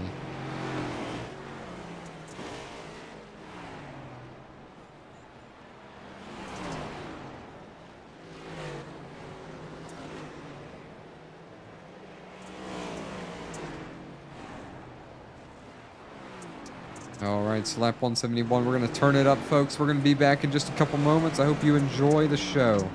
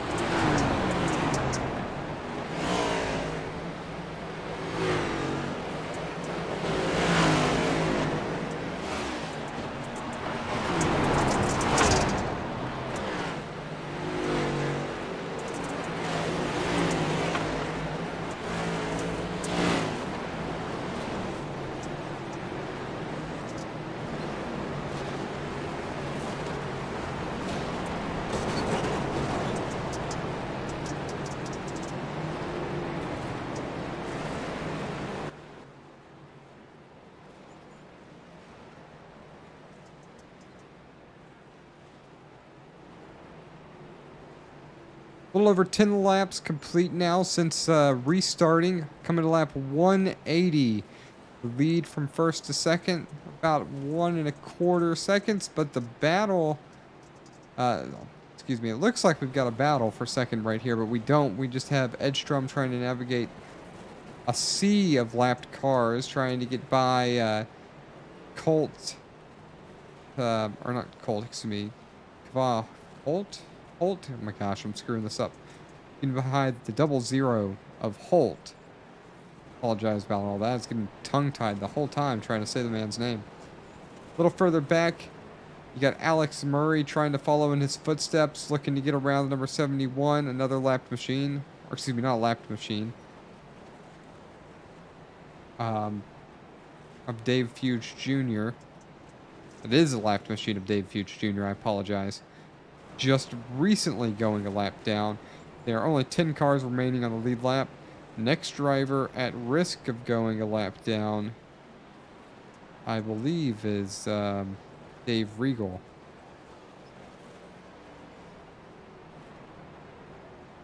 And I'm going to have to take that back. Dave Regal has already been put a lap down. Saba Corns was just put a lap down. And as we saw Edstrom racing around Holt, Holt was put a lap down. I apologize for my mistake right there. This is happening very quickly as this goes on.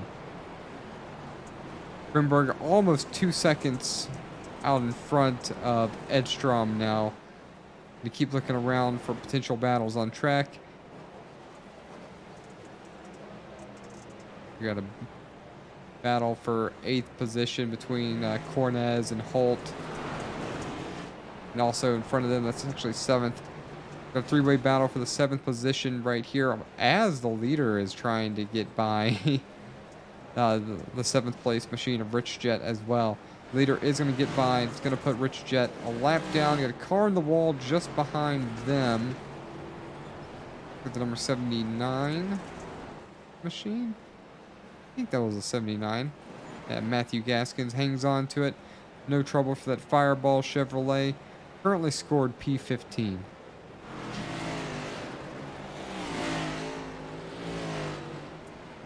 Just as I kind of expected, Krimborg, if he had the opportunity to really stretch his lead on a long green flag run, almost 3-second advantage over second place now, and really starting to put the competition, most of the field a lap down at this point. Only 6 drivers left on the lead lap, and Tanner Marty Jr. is at risk of going a lap down very soon. Less than half a second separates him and Krimborg. Right there as Krimborg just gets around Chris Claude, putting him yet another lap down. So only a corner separates Krimborg and 6th place Tanner Marty Jr.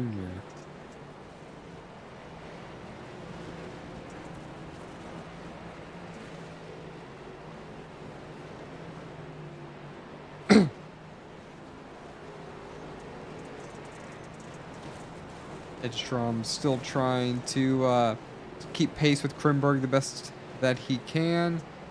Seems like he's just a little bit slower now. His lap times are just not as consistently fast as Krimborg. However, last time he was just a touch faster, but it just doesn't seem to be enough.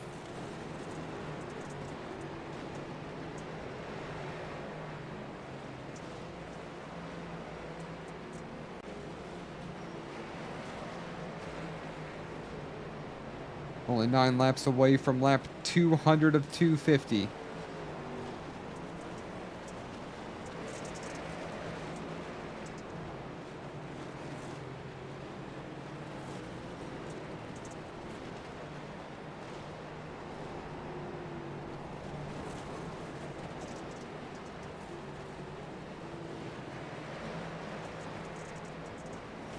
Krimborg really getting close to that number 29, Tanner Marty's going to drive right underneath him. It's going to put 6th a lap down. Once the pass is completed, slides right by him. Only 5 cars remaining on the lead lap for this event. I hear somebody in the wall. It looks like that's number 74. That's Edstrom riding the brawl around turns 3 and 4.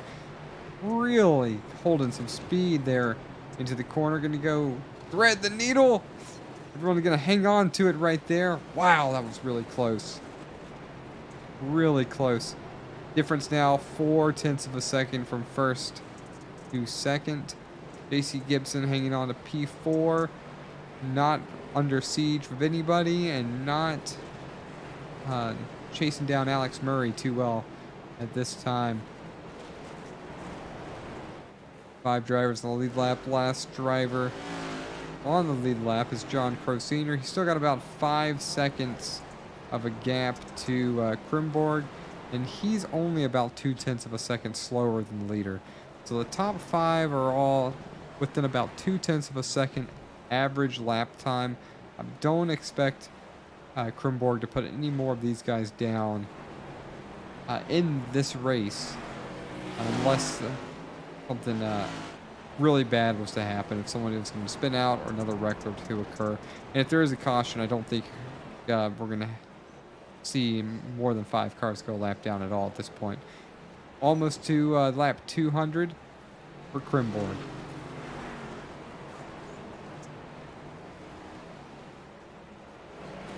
Calling along Dave Regal right here, going to go on board with him.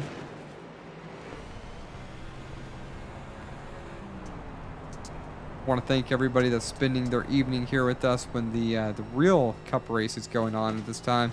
I imagine they're having a blast over there. I can't imagine there's been any less cautions for that race as there has been this race, because as I've mentioned, these cars are just not supposed to drive on dirt. These drivers are not driving on dirt very often. So I imagine there's been quite the wreck fest on that side of things as well.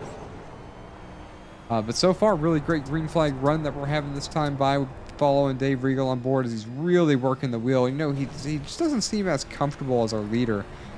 He doesn't use quite as many inputs, just kind of back and forth right here. It's almost like he's trying to drive it like an oval. Switch over here to our leader, who's really wheeling this machine back and forth. Cuts it really hard to the left, back over to the right to hang on to it, and then using the throttle to drive out the corner. All things that I most definitely could not accomplish, but Krimborg is making it look really easy. And every time I see guys that are super talented and really strong on dirt, it makes me think that I might be able to pull that off, but that can't be further from the truth.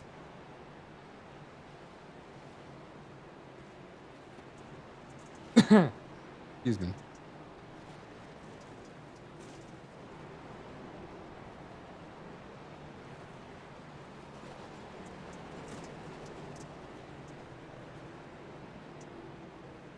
All right. Well, you know what? I spoke a little bit too soon. John Crow Sr. is at risk of going a lap down. We could be seeing as few as 4 cars on the lead lap momentarily. There's Krimborg right there. Here is John Crow Sr. And not too much further past him is JC Gibson. These drivers are, at this point, hoping for a caution that they haven't seen in a while. And in fact, it almost feels like a completely different race at this point now that we're not seeing any of these cautions. Laps really starting to click on by at this point.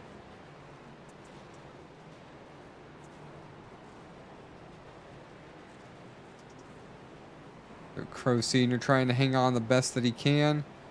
Even Krimborg's times are starting to slow down a bit. 2010 was his last couple average laps for the 22nd bracket. Alex Murray just under the 22nd mark, trying to get around Edstrom. So we do have a battle for second. I'm going to keep a close eye on this one, as Crow Sr. looking saved, going a lap down for a moment because of Cornez. But Krimborg is there. He is there. Coming around the high side, probably going to turn it down low. Or is he going to tuck in right behind him? More laps. Battle for second still underway. Lapped carb Chris Claude might come into play. Does not come into play. Alex Murray's going to turn down and stay on the tail of Edstrom. Murray making a run at the high side to carry as much speed as possible off the corner. Not going to be quite enough to make a move right here. Although once he gets around that right side rear quarter panel right about here. If it wasn't for that lap 77, what a move by Alex Murray to avoid the 77 right there and keep with Brandon Edstrom. Incredible. John Crow Sr. still hanging on to being on the lead lap for the moment. Krimborg looking a little bit uncomfortable in that number 95 machine of his at this point, as we have only 39 laps remaining in this one. Alex Murray and Edstrom side by side, really battling for the second place position. Murray tries a slide job, is not going to work. Edstrom comes right back underneath him. And this is what we were missing out on with all these cautions, folks. Look at these guys just back and forth for second place. We do only have 4 cars in the lead lap now. A senior was passed by our leader. Edstrom got a lapped car. That's Matthew Gaskin's in the way. Alex Murray's going to take the position away on the high side. But a little bit slow. Is Edstrom going to have an opportunity to take it back? He will not. Move Alex Murray to second. Does Alex Murray have the speed to possibly make this a race with our current leader of Krimborg? Now, and remember, if a caution comes out, this will change the entire complexion of the race. We've seen everything change from these cautions. It's like JC Gibson was just put a lap down. We only have 3 drivers left on the lead lap. I want to point that out. We've only had about 40 green flag laps, and Krimborg has lapped pretty much the field. He's got 6.5 seconds to third place Brandon Edstrom. If we don't see another caution, we could see the entire field be lapped by the number 21. That's incredible. I have never participated in a race where the entire field was lapped.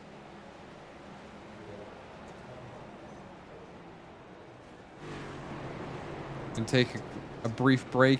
I'll be right back so we can call the end of this race. Thanks for tuning in, folks. I'll be right back.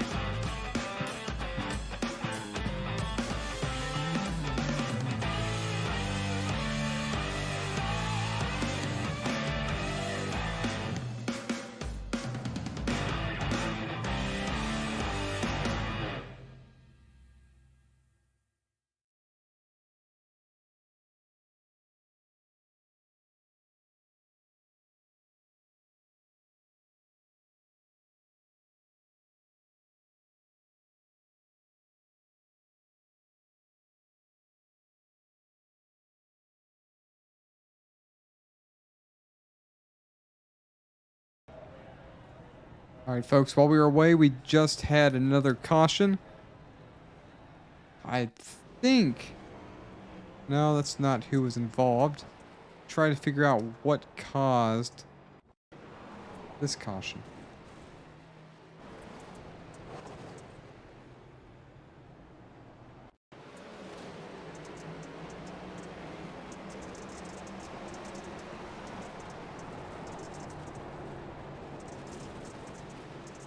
Just nowhere to go.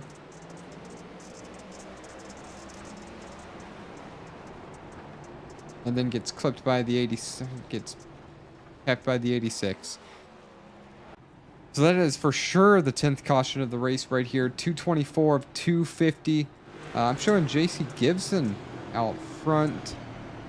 At this point, I think we're having scoring's got to catch up for us right here, actually. So I'm not sure where we are scoring wise. Might take a couple moments as drivers are taking wave arounds and the lucky dog goes through. I think we got it sorted out. Back to 5 drivers on the lead lap: Travis Krimborg, Alex Murray, Brandon Edstrom, JC Gibson, and Tanner Marty, and that's all. John Crow Sr. has currently scored the first car 1 lap down.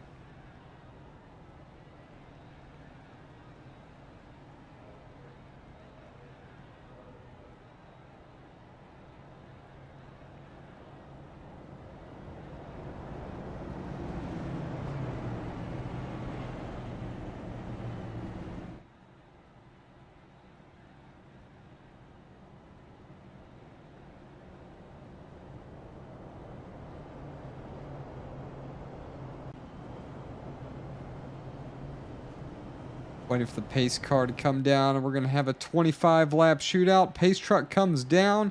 Travis Krimborg getting ready to get back on the throttle. It's anybody in the top 3's race. Once again, can anybody beat the 21? The 40 is going to slide right up into him and pretty much shove him into the wall. I mean, I guess that's one way to try to win this race. And here comes Edstrom, who's going to try to slide job both of them. It's not going to work. Krimborg is free. Now we're going to have a battle for second once again between Edstrom and Murray. Murray in the wall. Edstrom slide jobs in front of him. Now they're side by side once again. Krimborg has yet to really separate himself from these two guys as Murray's going to try to slide in front of Edstrom once again. It's still not going to work this time for him. These two drivers are just back and forth. Back and forth. A little further back, we've got another caution.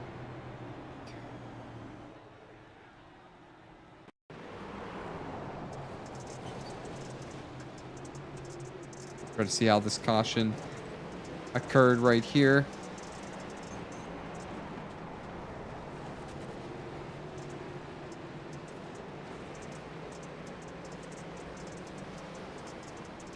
There it is.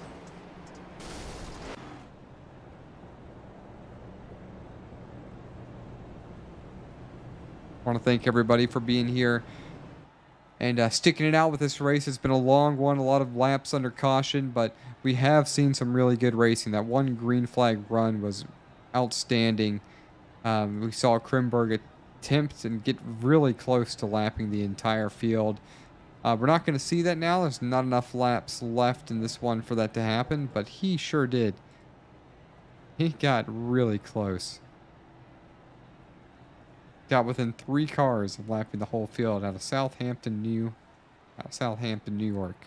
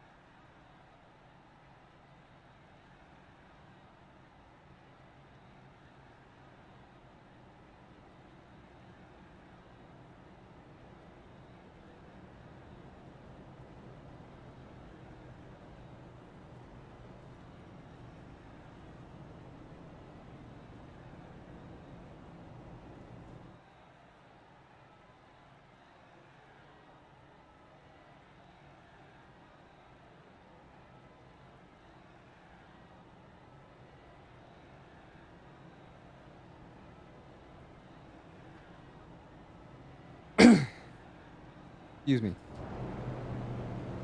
We have less than 20 laps remaining when we go back to green.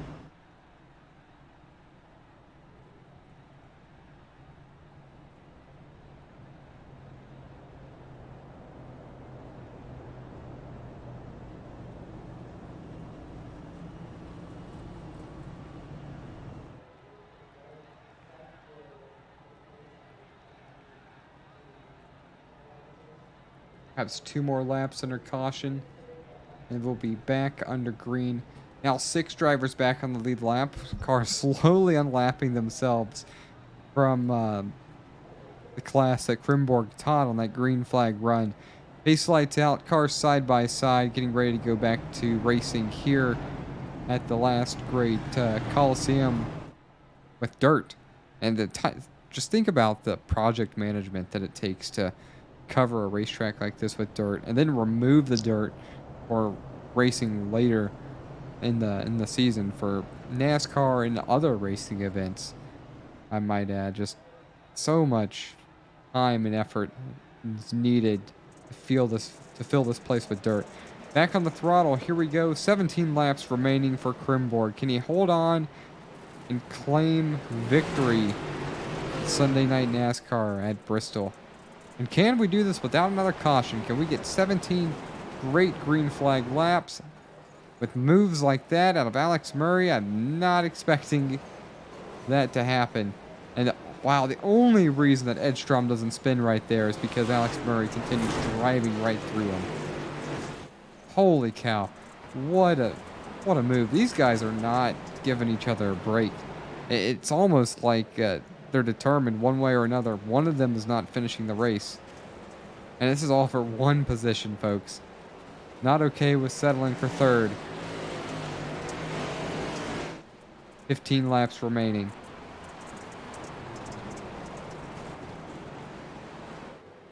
Edstrom's got about a car length over Alex Murray. Murray just really gets a strong drive off of turn 4, and it propels him to get extremely close to Murray out of turn 2.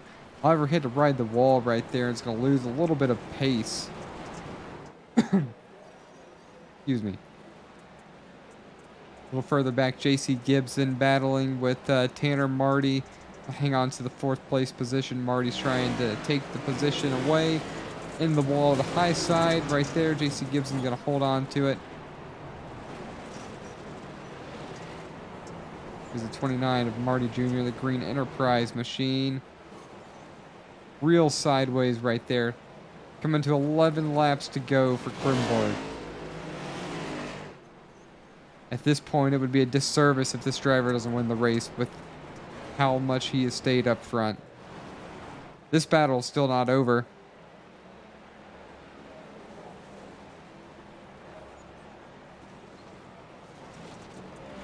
Wow, right there. Holy cow. These guys, if I don't know any better, so I don't know if these guys just race each other hard, but I would say these guys are out to get each other.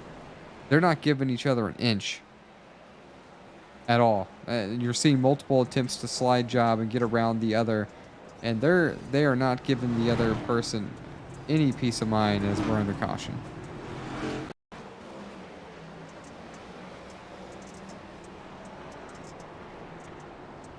Trying to see what happened here, folks.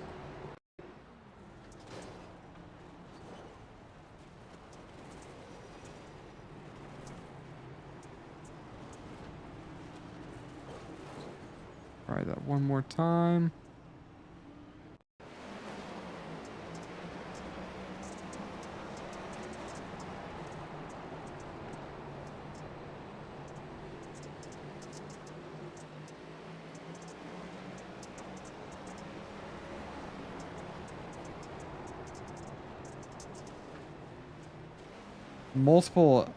There have been multiple incidents caused by the 86 just kind of getting a little bit wrong, or a little bit too hot into the corner, or perhaps the cars in front of him just not going quite as quick as he expected, and the 86 getting into the rear of drivers. We're going to have about a 5-lap shootout when we come back to green on this one.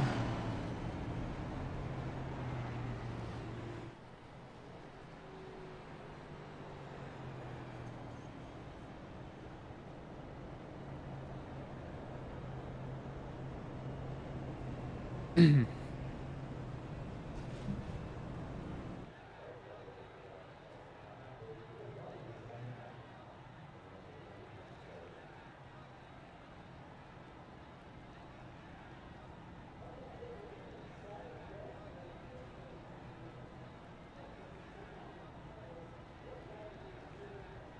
right, so a few more laps remaining here for this event. It's been a long race, a lot of caution laps, but there have been some really good racing moments. I don't think that Edstrom and Murray are going to finish in the top 5. I one of those drivers is not going to finish in the position that they would prefer to start in. It looks like Murray might have just taken tires. Murray, no, he came down pit road. I'm not sure for tires or for fuel. Came down for something.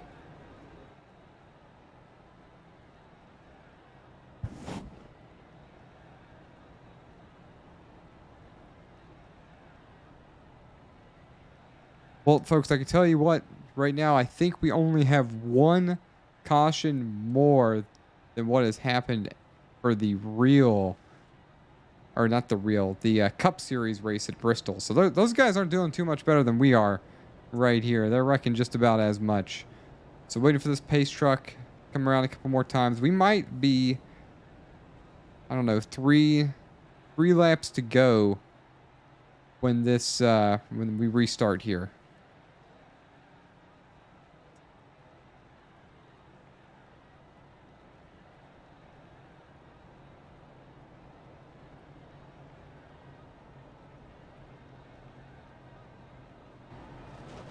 All right, these cars gonna get side by side right here.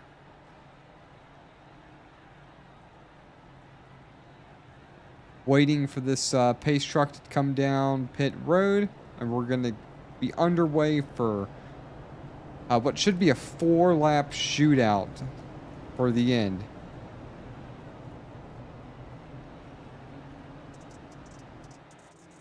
Back into green, Krimberg on the throttle.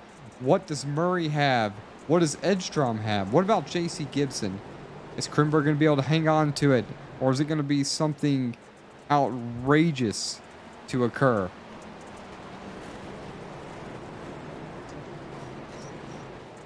Murray trying to make moves right there. Move Murray up to P3. Only 3 laps remaining.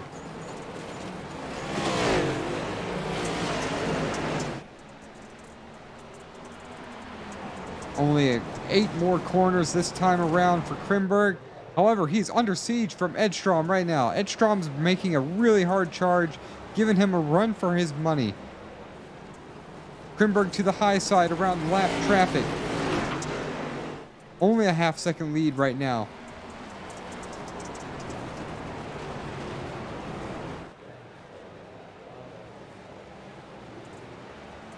We are on the white lap. Final lap of the race. Travis Krimberg trying to hang on to hard-charging Brandon Edstrom. Alex Murray not going to play a factor. First, second, and thirds looking to be the 3 fastest drivers for the second half of the race. Travis Krimberg is going to win the Bristol Dirt Race.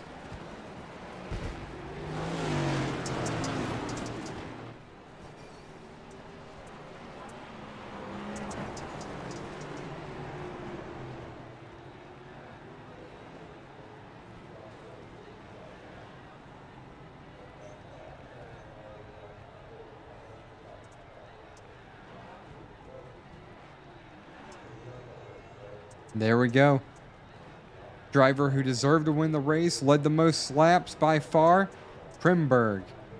We're going to get to talk to him again. We talked to him a little bit. We're going to let him do a couple burnouts before we bring him in the booth so we can settle this race out.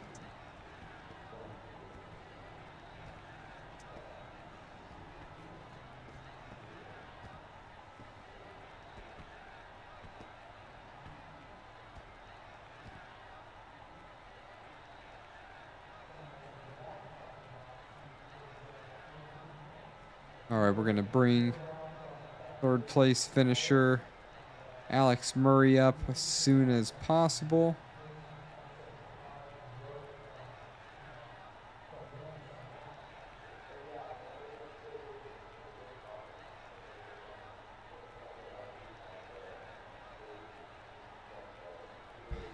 Alex Murray, Jonathan in the booth. Sir, how was your race?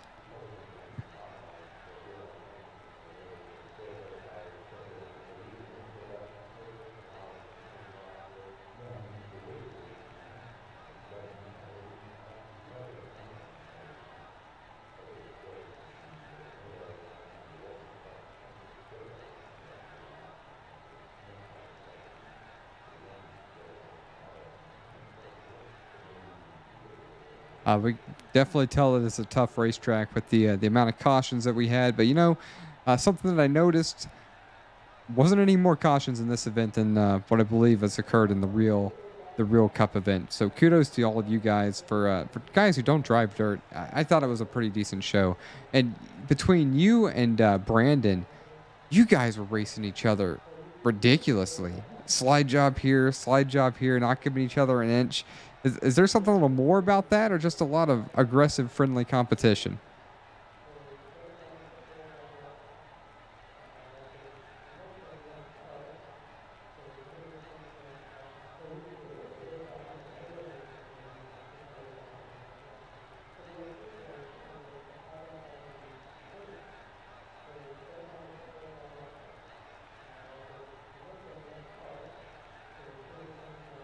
I'd say a pretty good finish for you. Is there anybody you'd like to thank before we go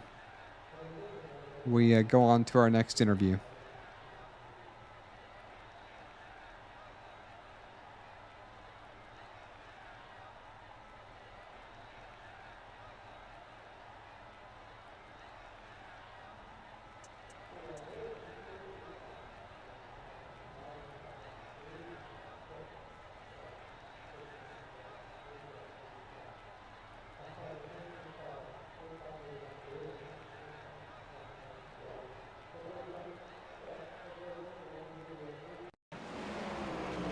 All right. Well, there you go. Words from a third place finisher, Alex Murray. Alex, you ran a good race, and fortunately it didn't work out quite as well as you would have expected, but third place, nevertheless, good finish.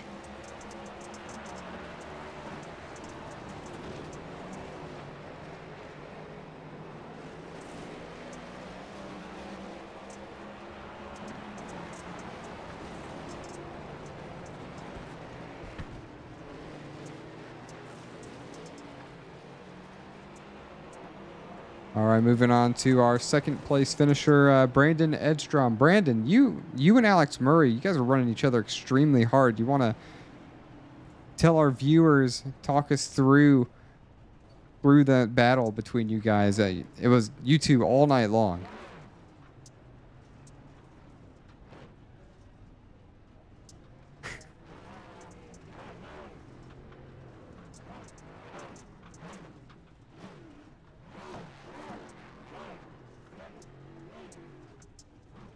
Race him that hard and not wreck. I mean, there was a point where we were both facing the safer barrier, and we both admitted we kept the throttle in it, and just tried to keep it straight. But this team is just unstoppable, in my opinion, Jonathan. I mean, these guys, the amount of time that we put in, there's a few people in chat saying we have no lives outside iRacing, but I promise you, Jonathan, we really do.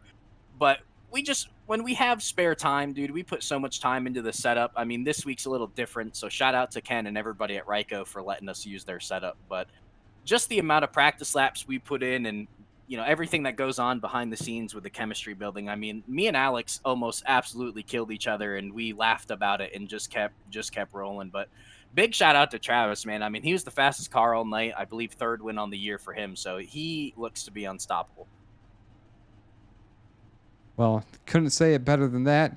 Unfortunately, for a brief moment, and sorry guys in the chat, they found I got excited, started talking, but I mute guys before I move them around. Don't want to catch any words that we don't want to have on air, and I forgot to unmute Alex. So while you're on here, Alex mentioned that you guys are teammates, and that y'all talked about, and y'all are just going to run each other extremely hard, and that's what we saw. And like you mentioned, you called him a G for lack of better words. He said he wasn't as good as you or Travis, and I thought he gave a really good interview. Thanked a bunch of people, and I'm sorry, folks, and sorry about that, Alex. I didn't catch that live, so I apologize. But Brandon, is there anyone else that you might want to mention before I let you go, sir? Oh yeah, I just want to give a big shout out to Travis's parents, Donna and John. They're in the chat every week supporting him. I want to give a shout out to my own family, my mom, Deb, my sister Amanda, my niece and nephew, Leland and Camila, owner of Prodigy, Alex Murray, RJ, Sean, everybody back there, DJ, Z, everybody that just kind of makes this possible, whether it be spotting, setup building, or just coming and hanging out. Ryko, like I said, Shamrock Auto Care, Simrat Market, Your Change, P1 Coffee. I mean, without these guys, it wouldn't be possible.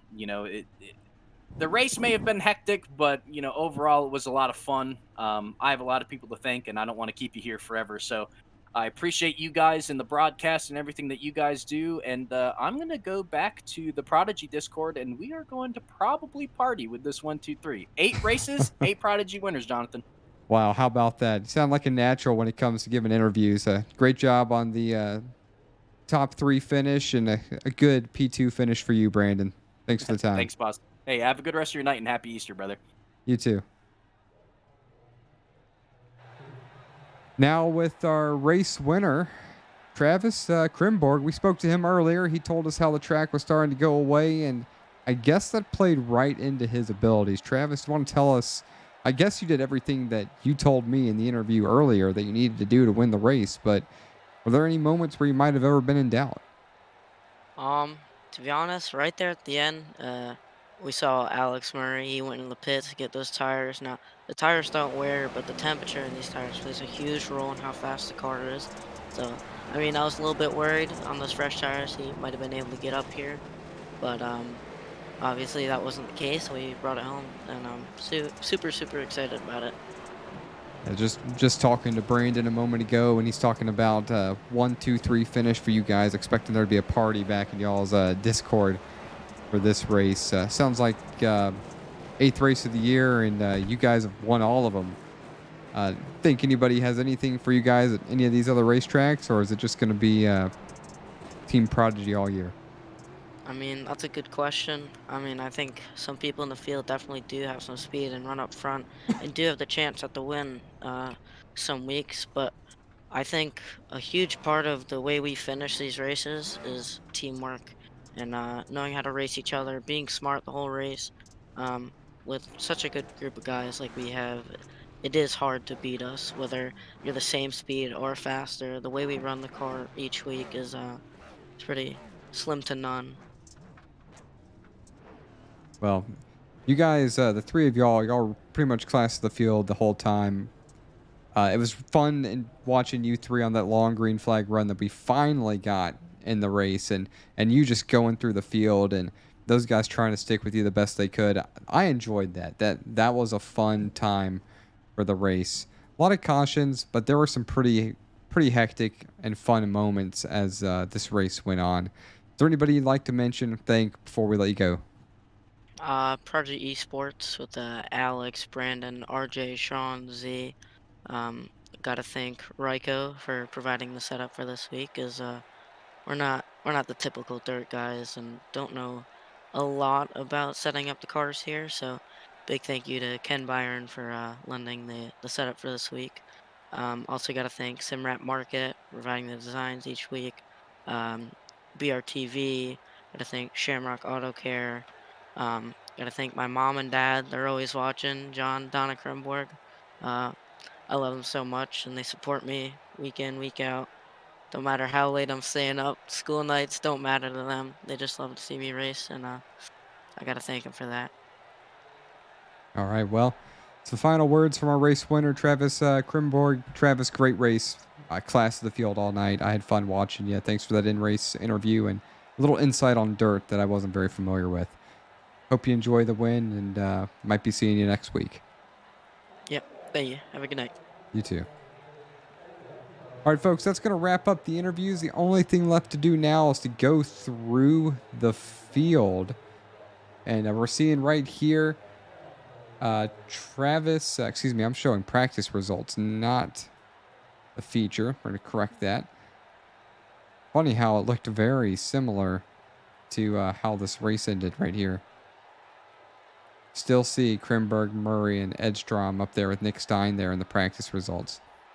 Travis Krimborg, comes home P1, class the field, about a half-second lead over Brandon Edstrom for the finish. Brandon Edstrom, Alex Murray round out the podium, positions 2 and 3rd. These two guys were battling hard all night long. Multiple times, I expected them to take each other out or the other one out, and they didn't. They didn't give an inch, but they never ruined the other. Just excellent, tough teammate racing. John Crow Sr. comes home P4. We saw him lose a lap, get his lap back after that long green flag run that we had. Comes home, finishes P4. Good run for him. JC Gibson finishes 5th. Saw him run pretty solid. Pretty good lap times. Ran an 18.96 at one point, which I believe is the 3rd fastest lap of the race. I apologize. 5th fastest lap of the race. JC Gibson ran. 6th place belongs to Tanner Marty. Rich Jett held down 7th. Dave Fuge Jr. had a great night and finishes 8th. John Wilco's up 15 spots from where he started. The number 62 Chevrolet finishes 9th. Kavahog Holt, as it says in the 00 Ford Mustang, finishes 10th. Eugenio Alonso, 11th. 12th belongs to Matthew Gaskins. Emily Urias, who had tons of trouble early, had a lot of speed we saw in practice in the heat race. Trouble early, salvages a 13th place finish. Seba Cornez finishes 14th. Dave Regal 15th.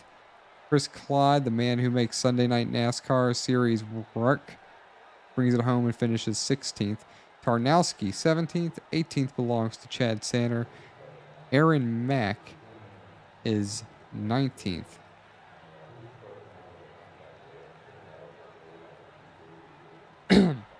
At this part, we got drivers that were not able to finish the race. Cody Cawley, 20th. Alex Princeton, 21st. We saw him have some speed early. Charles Eaton, 22nd. Nick Stein, super fast driver. Although after about 70 laps, things just did not work out for him. Another one of the Prodigy Esports drivers. Ken Ron for Jack Dow finishes 24th. Aiden Hill, another driver, exceptionally fast. Got some damage early. Early retirement for him. And Ryan Samuelson finishes 26. That is the field for the Sunday Night NASCAR series at Bristol. Was an excellent evening. I appreciate everybody that was here for it. And I hope y'all enjoyed the show. So we had a little bit of difficulties. I apologize. I'm filling in for Tony. Our co-commentator, Matthew Metler, had a freak incident. Apparently his electricity went out. Did the best that I could to call this race, make it as exciting as possible. I may or may not be back here with you next Sunday, depending on how Tony's recovering. Tony, we want to let you know we love you, man. We miss you. We hope you get better soon. And we'll see you. And, you know, take this out of Tony's plate. As you're walking through life, don't play in traffic. Good night, everybody.